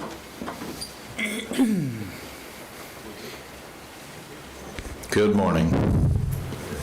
It's a hot mic. Madam Chair, Commissioners, TDC members, County Manager, good to see you, Darren, and staff, of course. I'd be remiss if I didn't start by thanking Danny and Guy and the team and staff for the partnership and the work that we get to do together. We've had a number of productive years. Our organization is completing its 30th year in existence, and the majority of those years in partnership with Seminole County. I jotted down a bunch of notes while I was sitting and listening.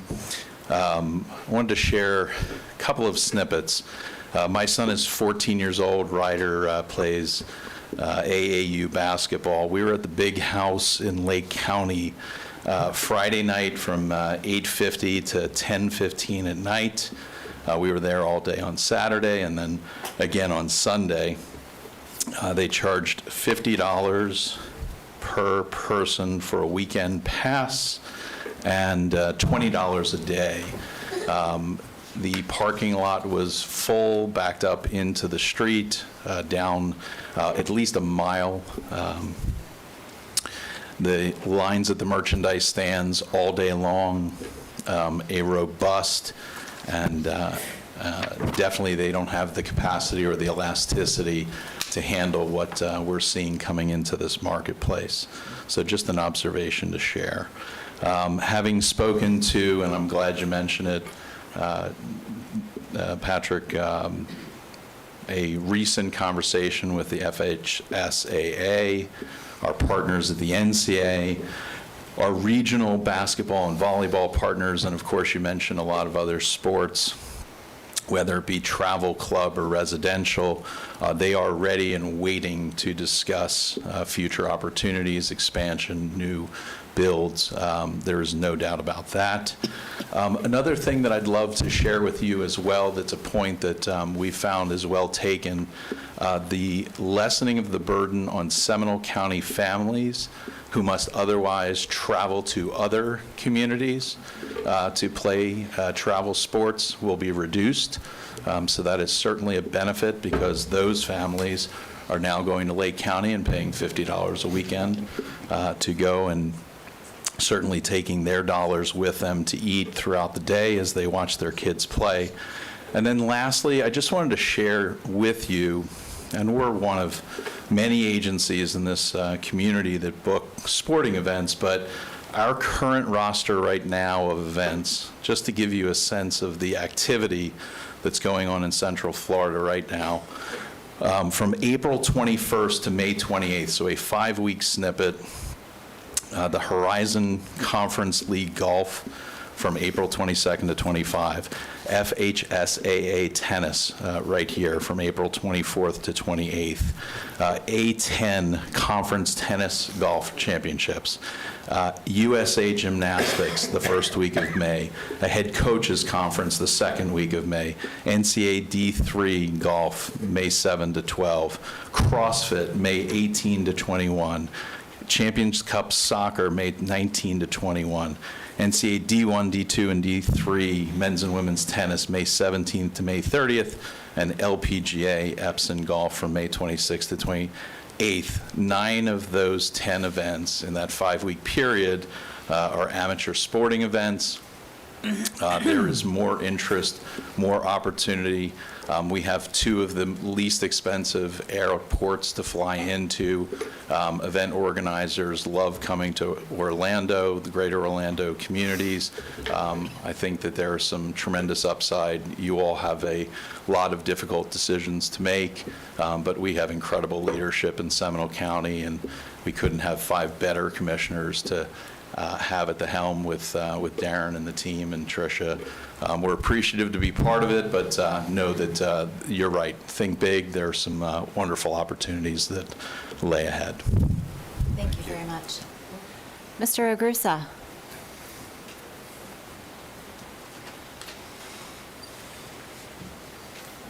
Well, good morning, Madam Chair, Commissioners, and obviously all of our TDC members. It's great to see you all here this morning.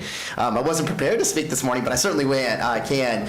You know, when this whole process started, gosh, this is going back several months now, when Guy initially reached out to me and said, hey, we've got this idea that we want to explore in Seminole County, and we're obviously going through the process about figuring out, is this feasible?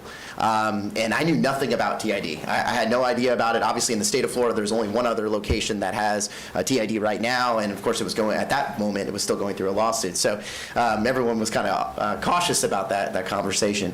Fast forward, you know, we've spent the last at least 6 months or so working with our hoteliers, and Guy has been tremendous in educating. We've obviously had Tiffany come and speak to many of our members multiple times to be able to educate them to understand what this is doing, how this would work, and how it would benefit them ultimately. At the end of the day, I will tell you, our hoteliers, and I don't want to speak for every one of them, but I will tell you, driving sports business is important to them. That has been a great indicator for their success over the last couple of years, especially on the back end of the pandemic. Jason and Danny and the rest of the team driving the amount of events, I mean, with 97 events we had last year, is what led to our record TDT collection numbers last year. That is purely a driving force of it. So obviously increasing opportunities for more events like that. Right now you don't have an indoor sports complex that can have these types of events, and of course your competitors from adjacent counties are taking advantage of that, and certainly they're capturing those audiences.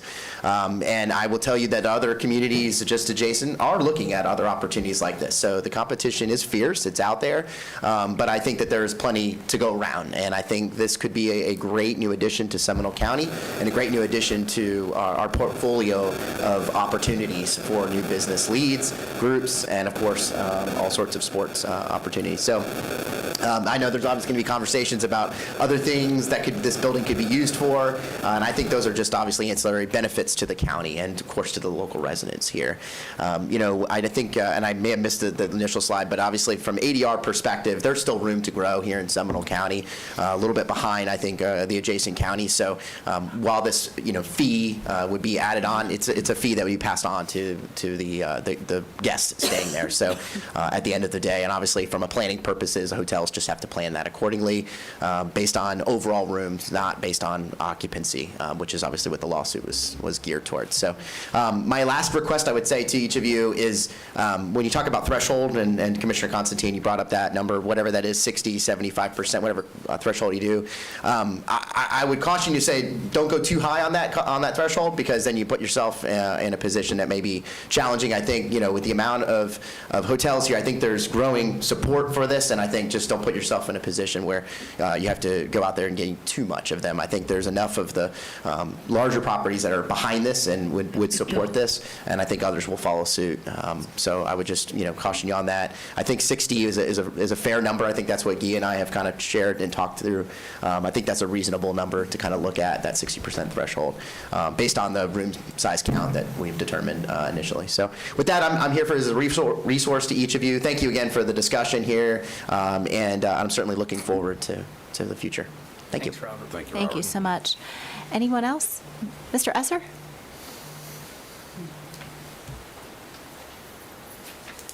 Good morning, everybody. Kurt Esser, Director of Athletics at Seminole State College, and I just need some help. Our basketball court is full, and there's just me. We'll probably reach about $100,000 in a year or so in court rental. We are extremely low on the low end, and I want to keep it that way because I think we've got to find a balance to make sure that we are a good source for our Seminole County residents as well. But I'm in complete support of this project and would love to find a way that could help us bring back basketball to Seminole State. So there you go. I mentioned in my last there you go. Our last meeting, I got my undergrad at Indiana, I got my master's at Kansas. If I get a doctorate, I'll probably have to go to Duke or North Carolina. I'm a basketball junkie.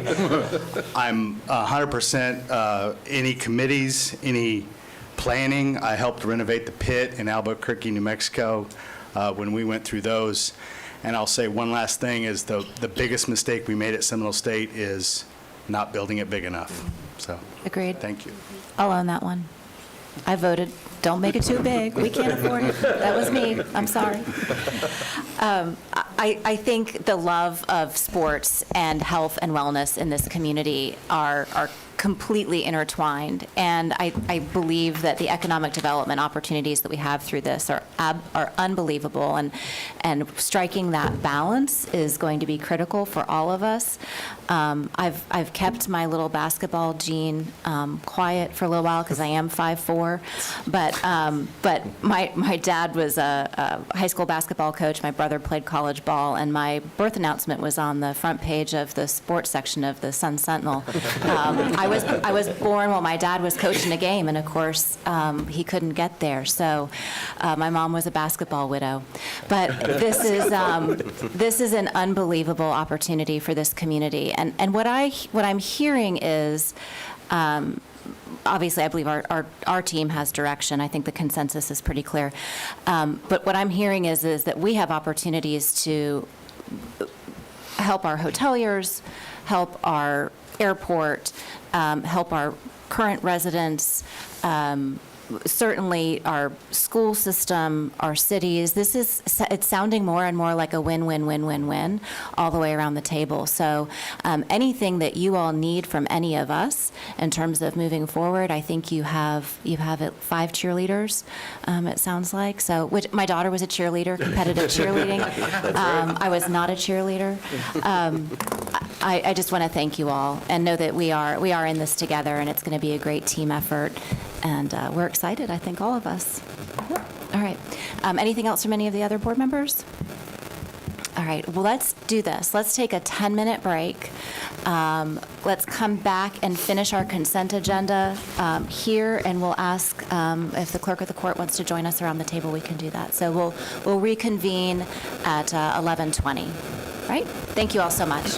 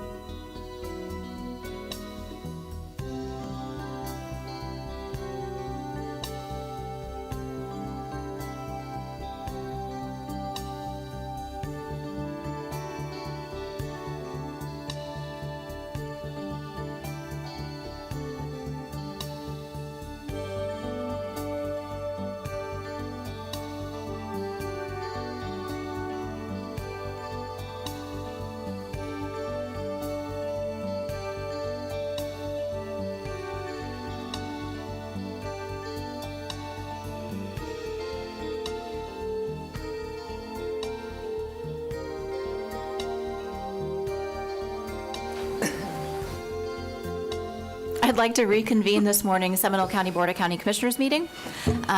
We're moving into our consent agenda. I would like to go ahead and read the public participation statement. Pursuant to Florida law, the public has a right to be heard on all propositions except when the Board of County Commissioners is acting on ministerial or emergency matters or conducting a meeting exempt from Section 286.011. Public comment time on propositions shall be 3 minutes for individuals and 6 minutes for group representatives. The right to be heard during quasi-judicial hearings is governed by Florida law. The public will be provided the opportunity to be heard on non-agenda items at the end of the meeting, which is at the end of our 1:30 meeting. Proper decorum will be observed.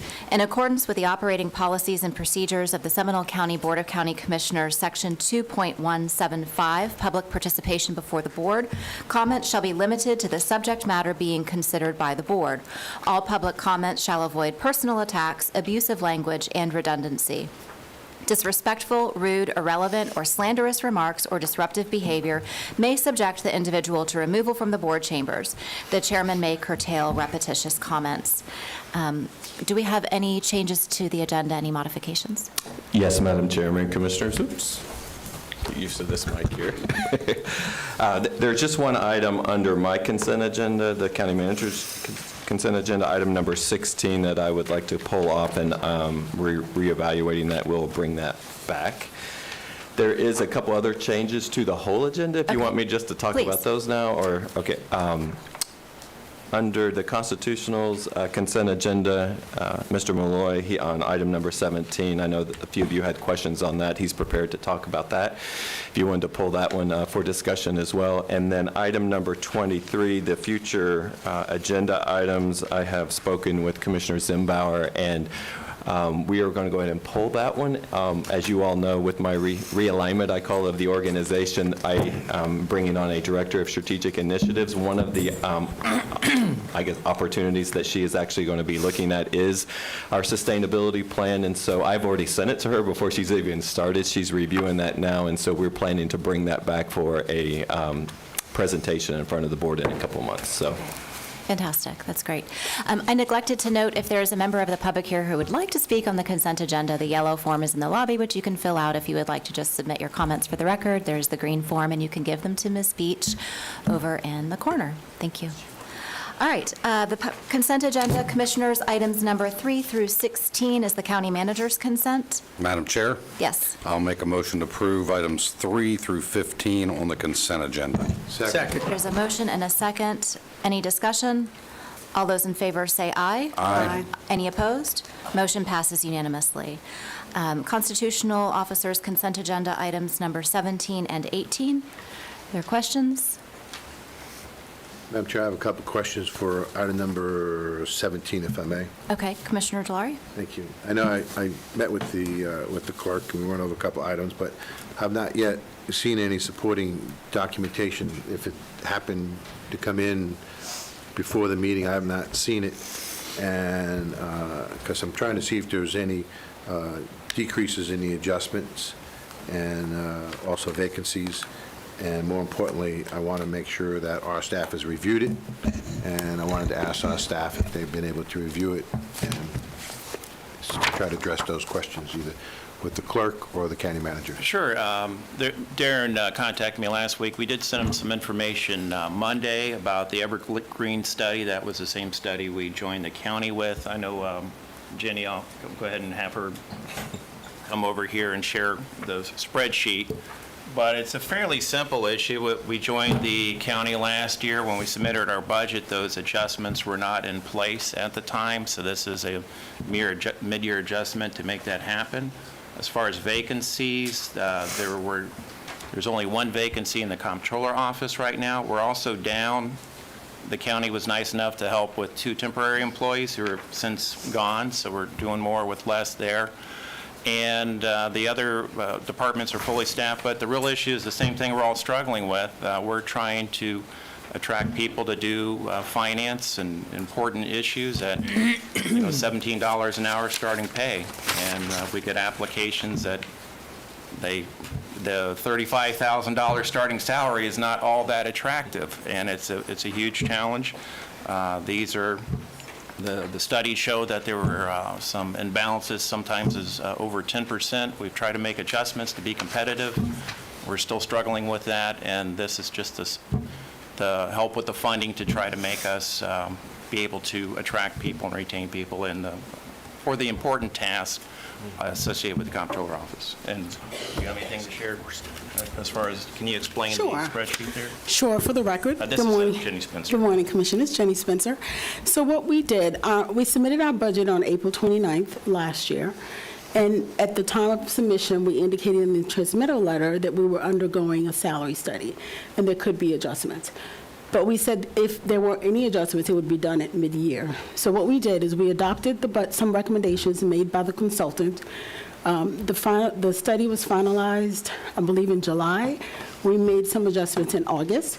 Any adjustments that were done, we absorbed them at that time based on our budget. The new salaries, when our budget was adopted on October 1st, were based on those new salaries that were recommended. The adjustments ranged from 3%, maximum with 10% that were made. The analysis that we submitted to Resource Management looks like this. And it's an analysis that shows, I'll make sure Commissioner Records gets a copy. It shows the budget as adopted, and it shows the budget as approved. The adopted budget was what you approved at the second public hearing, and the approved budget is what you approved at the second public hearing. The adopted budget is what the clerk's office adopted based on those new salaries. And the difference between the adopted budget and the approved budget is $93,739. Now, what I just provided, which staff did not have this, I retrieved this yesterday from the salary study, which shows the cost by department. This is directly from Evergreen's salary study, which shows a cost by department. And what I did is carved out the 4 departments that are county funded, and it shows for the comptroller's office the variance of $47,110.64, for commission records $30,494.96, IT was $6,013.31, and internal audit or the Inspector General's office is $16,655.04, which that total is $100,273.95. That's what the consultant recommended, just to bring the salaries to parity. And I provided the explanation of what the parity is, which is it aims to realign the employee salary with their recommended range based on their tenure with the clerk's office. Commissioner Zembauer and then Commissioner Herr. I recall exactly what Ms. Spencer has indicated from last year and giving that information. As a matter of fact, I think I asked the question why we were not, in light of what was already going on with salary adjustments, while they were not ready to move forward with those, that they would be bringing them back at a later date. With that said, so I will move approval of item 17. I'll second. There's a motion and a second. Commissioner Herr? I do just want to ask the question. So what would this have done had it been included in your budget last year to your overall increase to your budget year over year? It would have been the $4,929,644. As a percentage?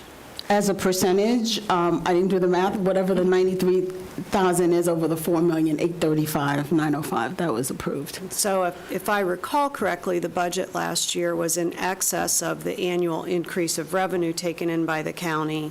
I believe it was that way the year before, and I believe it's that way this year. But what's happening, and we've had this discussion on a couple of times, and the only reason I'm bringing it up is because I don't want it to be a surprise. I am asking to see on all constitutional officers the increases year over year, including the bars that are happening in the middle of the year, because there's a consistent practice here. And so that creates, in my opinion, a lack of transparency with the public with regard to what the increase is year over year. If we put in $100,000 in the middle of the year, it's not in the calculations. And that is, it's just not, we can't keep doing that. So I have asked our team to make sure that that's included in all of the budget presentations this year. Well, typically in our budget submission, we usually show the adopted and approved budget, and then we show the budget amendments below that, and we show the correlating BAR number. So we do show the increase prior to the amendment and then the overall increase including the amendment. Commissioner Constantine. Thank you. And that's good.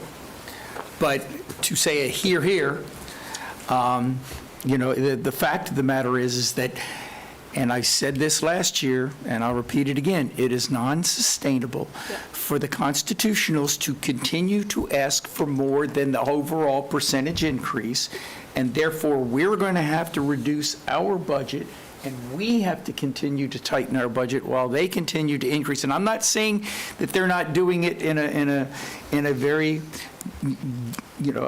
feasible manner, but it's a fact that we're all in this together. And, as we continue to, that percentage that continues to go higher and higher while our percentage continues to get less and less, just means that the general fund for the county has to continue to reduce while the constitutionals continue to increase. And it's just not sustainable. Mr. Gray, did you have a question or I comment? was just going to add on to Commissioner Herr, and we've had several conversations too, and you'll see that at next week's budget work sessions with the constitutionals.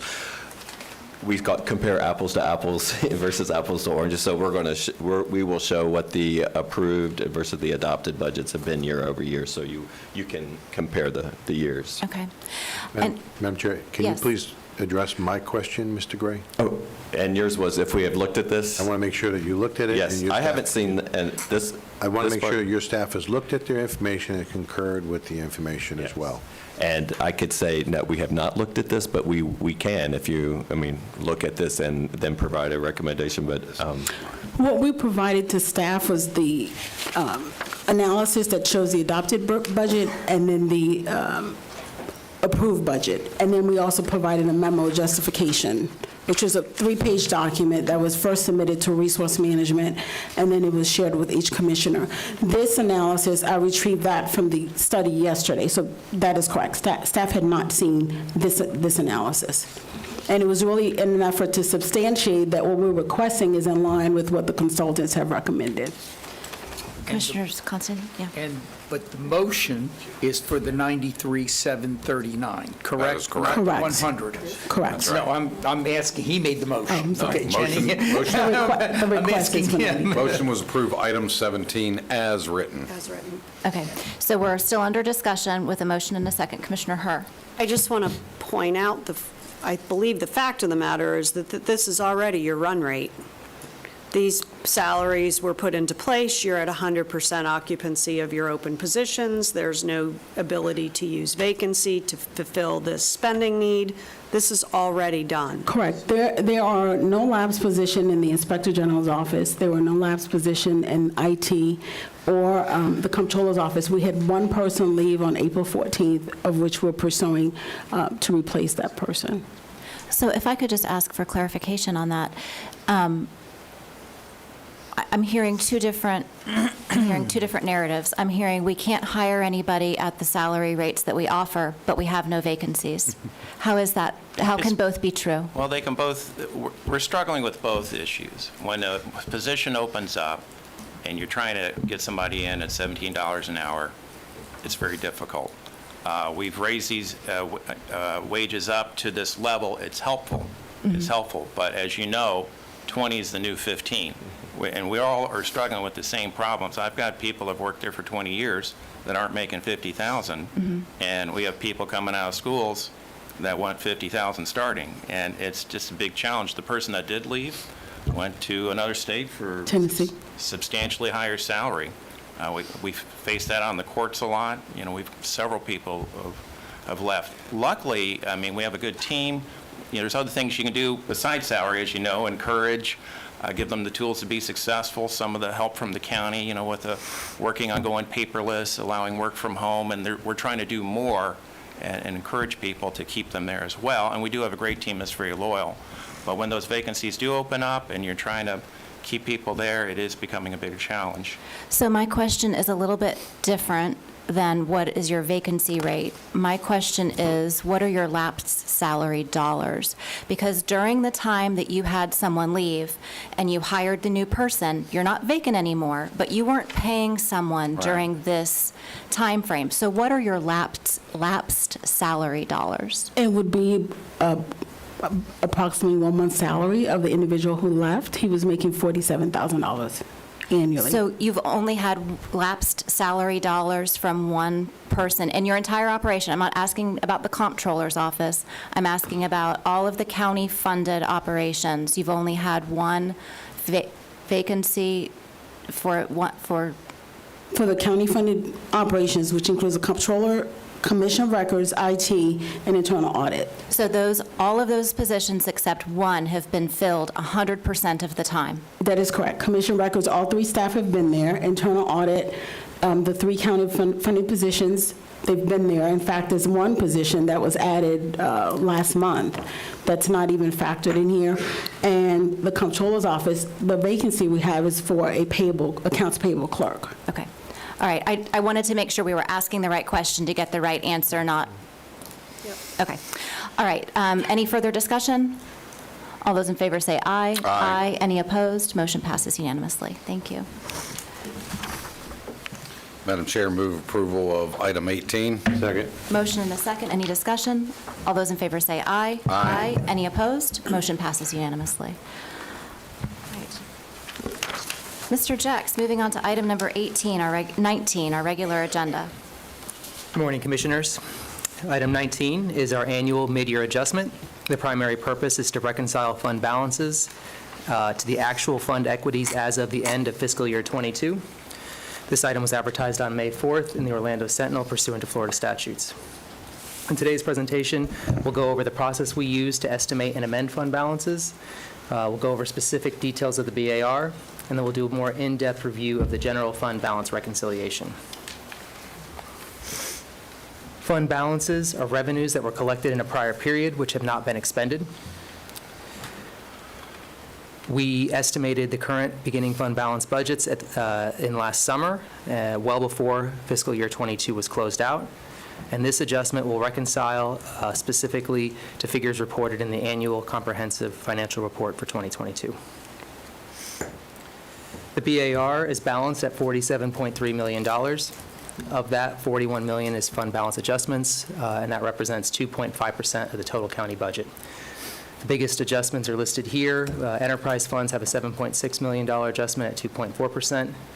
Then we had a fire fund adjustment of 3.3%, sales tax adjustment of 3.9%, and a general fund balance adjustment of 1.8%. There's a full list of all the fund balance adjustments in your backup report titled Detail of Adjustments. In addition, we have net revenue adjustments of an increase of $6.3 million. This is $7 million in anticipated FEMA reimbursement for debris removal for Hurricane Ian. And then we have a $300,000 reduction to our Article 5 revenue and $400,000 reductions to other revenues, primarily grants. Expenditure adjustments are a net decrease of $11.5 million. That includes $21 million of environmental services closeout projects. We'll be discussing environmental CIP at the June 20th work session. We're budgeting $7 million in the general fund for Hurricane Ian debris expenditures. Those costs were incurred in the solid waste fund, and we're moving them to the general fund while we wait for reimbursement. We have a $1.2 million increase for a building technology upgrade project. We have 2 new FTEs, a veterinary technician and a deputy director of leisure services position. And then for smaller funds like donation funds and MSBU funds where we don't have dedicated reserve accounts, we have operating contingency adjustments of $423,000. So if you take the $47.3 million in revenues, reduce the expenditures by $11.5 million, that leaves you with a reserve adjustment of $58.8 million across all funds. If we look specifically at the general fund, we have an FY22 ending fund balance of $90.2 million. Our current budgeted beginning fund balance is $83.5 million, which makes up the $6.7 million mid-year adjustment. Of the $90.2 million beginning fund balance, $25 million was carried forward for assigned projects at the carry forward BAR 23-010 earlier this year. And we've also taken an additional $7 million out of general fund reserves for 2 subsequent BARs since then, which leaves us with an FY23 amended reserve of $58 million, which is approximately 20% of revenues. And that concludes our presentation. Commissioners, any questions? Madam Chair, I have a question for Mr. Jex, if I may. Sure. In our packet, we're talking about explanation of major fund balance adjustments, general fund and transportation trust, fire protection fund, infrastructure sales tax, and it just goes right down the list. Is that the money you're putting into reserves? Yes. Okay. So that's not being allocated just yet, and we'll have another way of looking at those projects in depth so we can understand those reserves in great detail. That's correct. Okay. Want to be clear? Commissioner Herr. I'll make the motion that we approve and authorize the chairman to execute the FY 2022-2023 mid-year budget amendment resolution 23-036, adjusting county-wide fund balances and associated revenues in the amount of $47,254,130. Second, and discussion or question item. Commissioner Zembauer. Thank you.